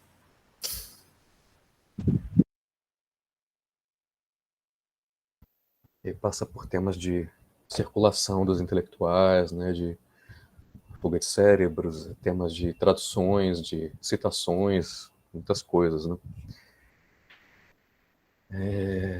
Bom, o Guilherme levantou a mão de novo? Ou foi um acidente? Acho que foi um acidente. Alguém mais quer falar? Talvez o Jordan quiera adicionar algo. Jordan. O José Carlos también levantó. Também. José Carlos. Sí, Jordan y Jordan, sí, pues sí. Un poco. Contar un poco el trabajo de esta pesquisa. Ha sido un trabajo de análisis de diferentes antologías latinoamericanas. Y el caso brasileño destaca por varias cosas.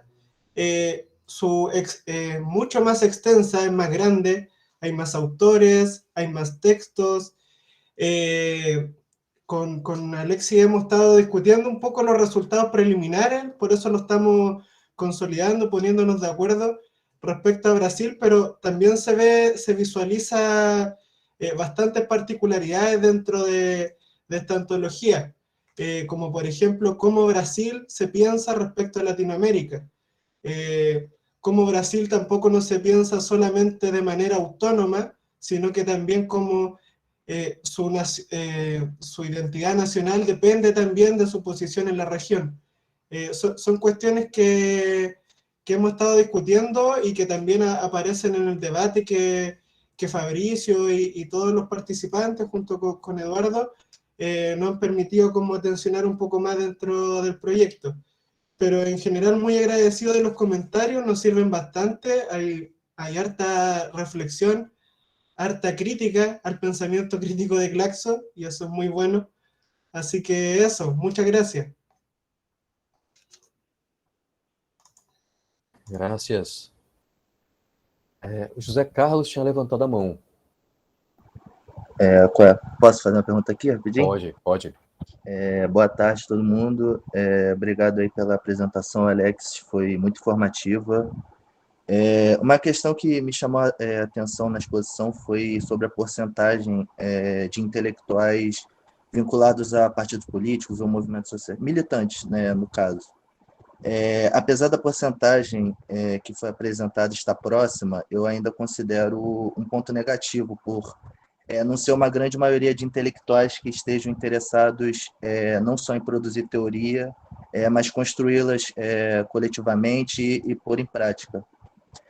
Uma questão, só para historicizar minha pergunta, que a gente observou no início do século uma onda de governos progressistas na América Latina, começando com Chaves, e que desagou numa onda neoliberal interessada pouco na utilização do consenso, né, e partindo mais para a coerção, os os professores aqui do Chile estão bem acostumados com isso, com o governo Pinheira e tal.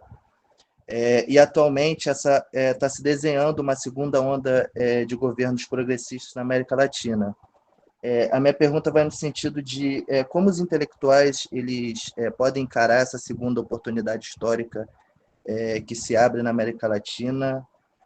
Qual o papel que o senhor enxerga dos intelectuais, não só na politização das classes e dos grupos subalternos, mas enquanto um grupo relevante de pressão aos governos de esquerda que vão se elegendo como forma de fornecer análises críticas que possam combater os erros do passado, que, ao meu ver, estão se repetindo, pelo menos no Brasil, com as alianças governistas que o principal candidato progressista do Brasil vem costurando.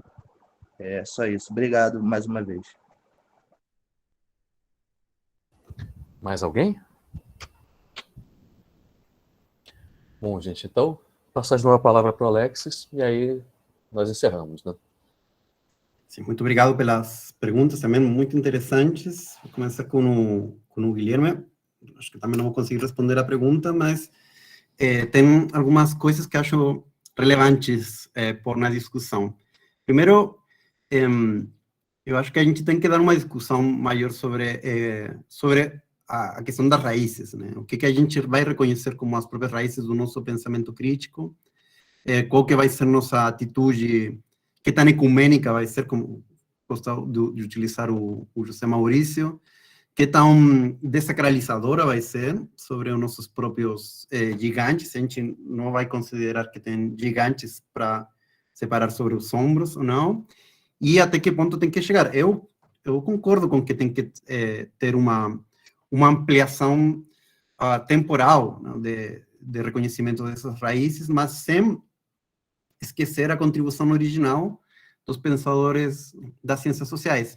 Eu acho que o próprio Escobar, né, um antropólogo, ele está fazendo alguns esforços mais de reconhecer as múltiplas tradições desse pensamento crítico, como se preocupava o professor Deves também, de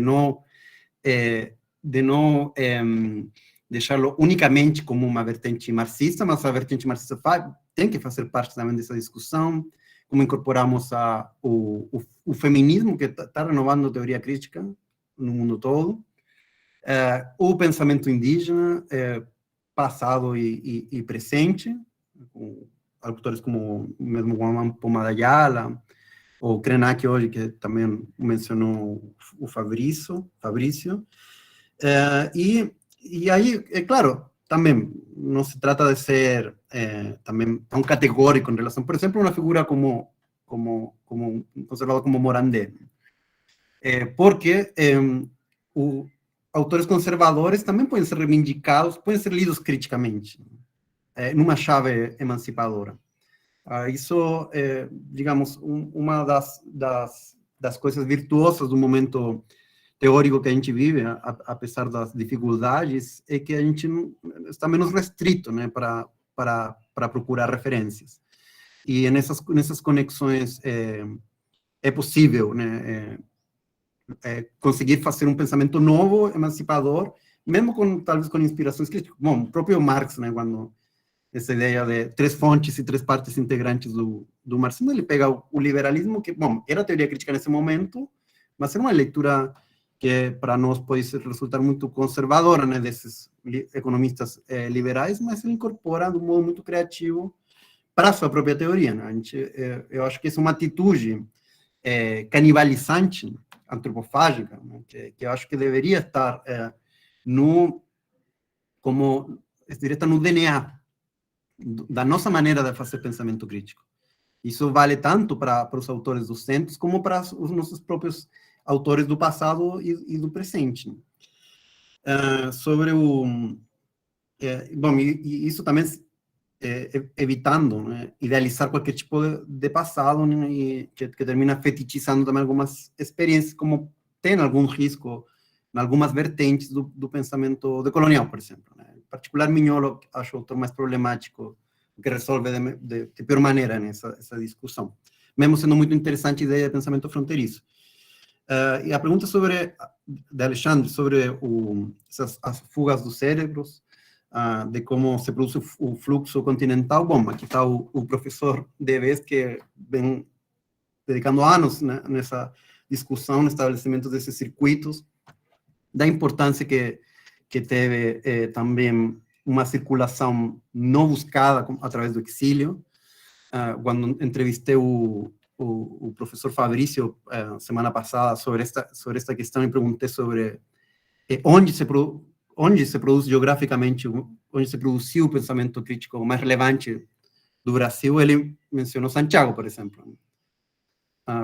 Porque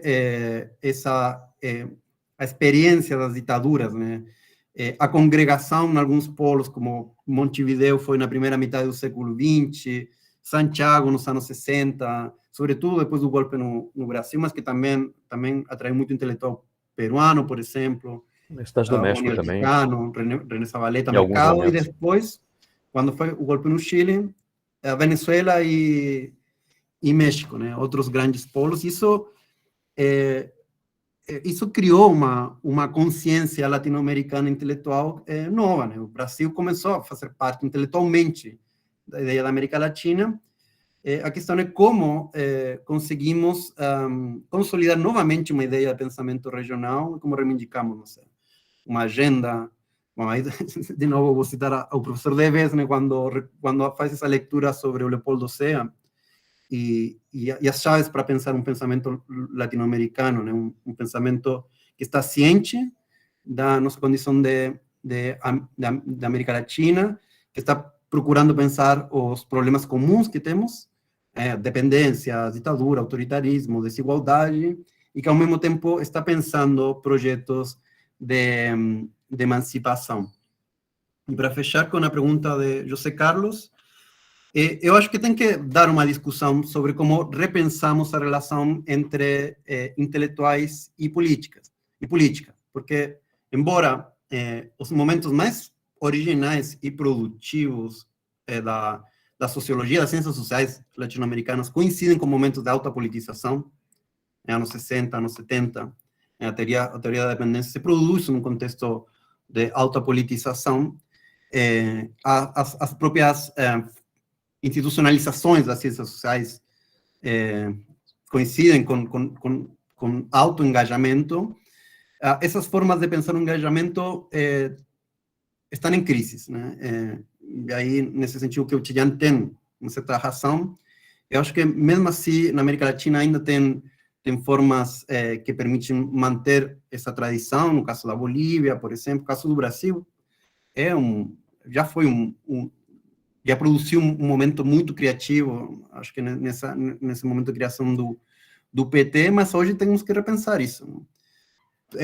Não apenas culpando os intelectuais de sua separação da questão política, também porque é necessário pensar, é necessário discutir e criticar a própria relação que os partidos políticos ou algum outro tipo de estrutura orgânica política estabelece com esses intelectuais. A relação não é tão virtuosa por ambos lados, né? Os intelectuais muitas vezes são muito incômodos para os partidos e vão marginando eles, e os intelectuais são absorvidos pelas dinâmicas da academia, por um lado, e por outro também querem resguardar sua autonomia intelectual, né? Mas eu acho que, por exemplo, a possibilidade de abertura de um ciclo político de esquerda novo vem da mão da possibilidade de repensar uma nova forma de relação. E aí, o caso do Chile acho que vai poder servir. A gente não tem hoje não é um modelo, né, de nova relação entre o intelectual e o político, mas poderia ser. Por isso tem que ficar com os olhos bem abertos e, sobretudo, com a mente bem aberta, né, para pensar novas formas de politização, de contribuição da intelectualidade à discussão pública. Isso, obrigado. Bom, ótimo, muito obrigado. Achei a atividade excelente. Quero agradecer a participação de todos, a presença de todos. Tá? Eu vou, então, encerrar aqui a gravação. E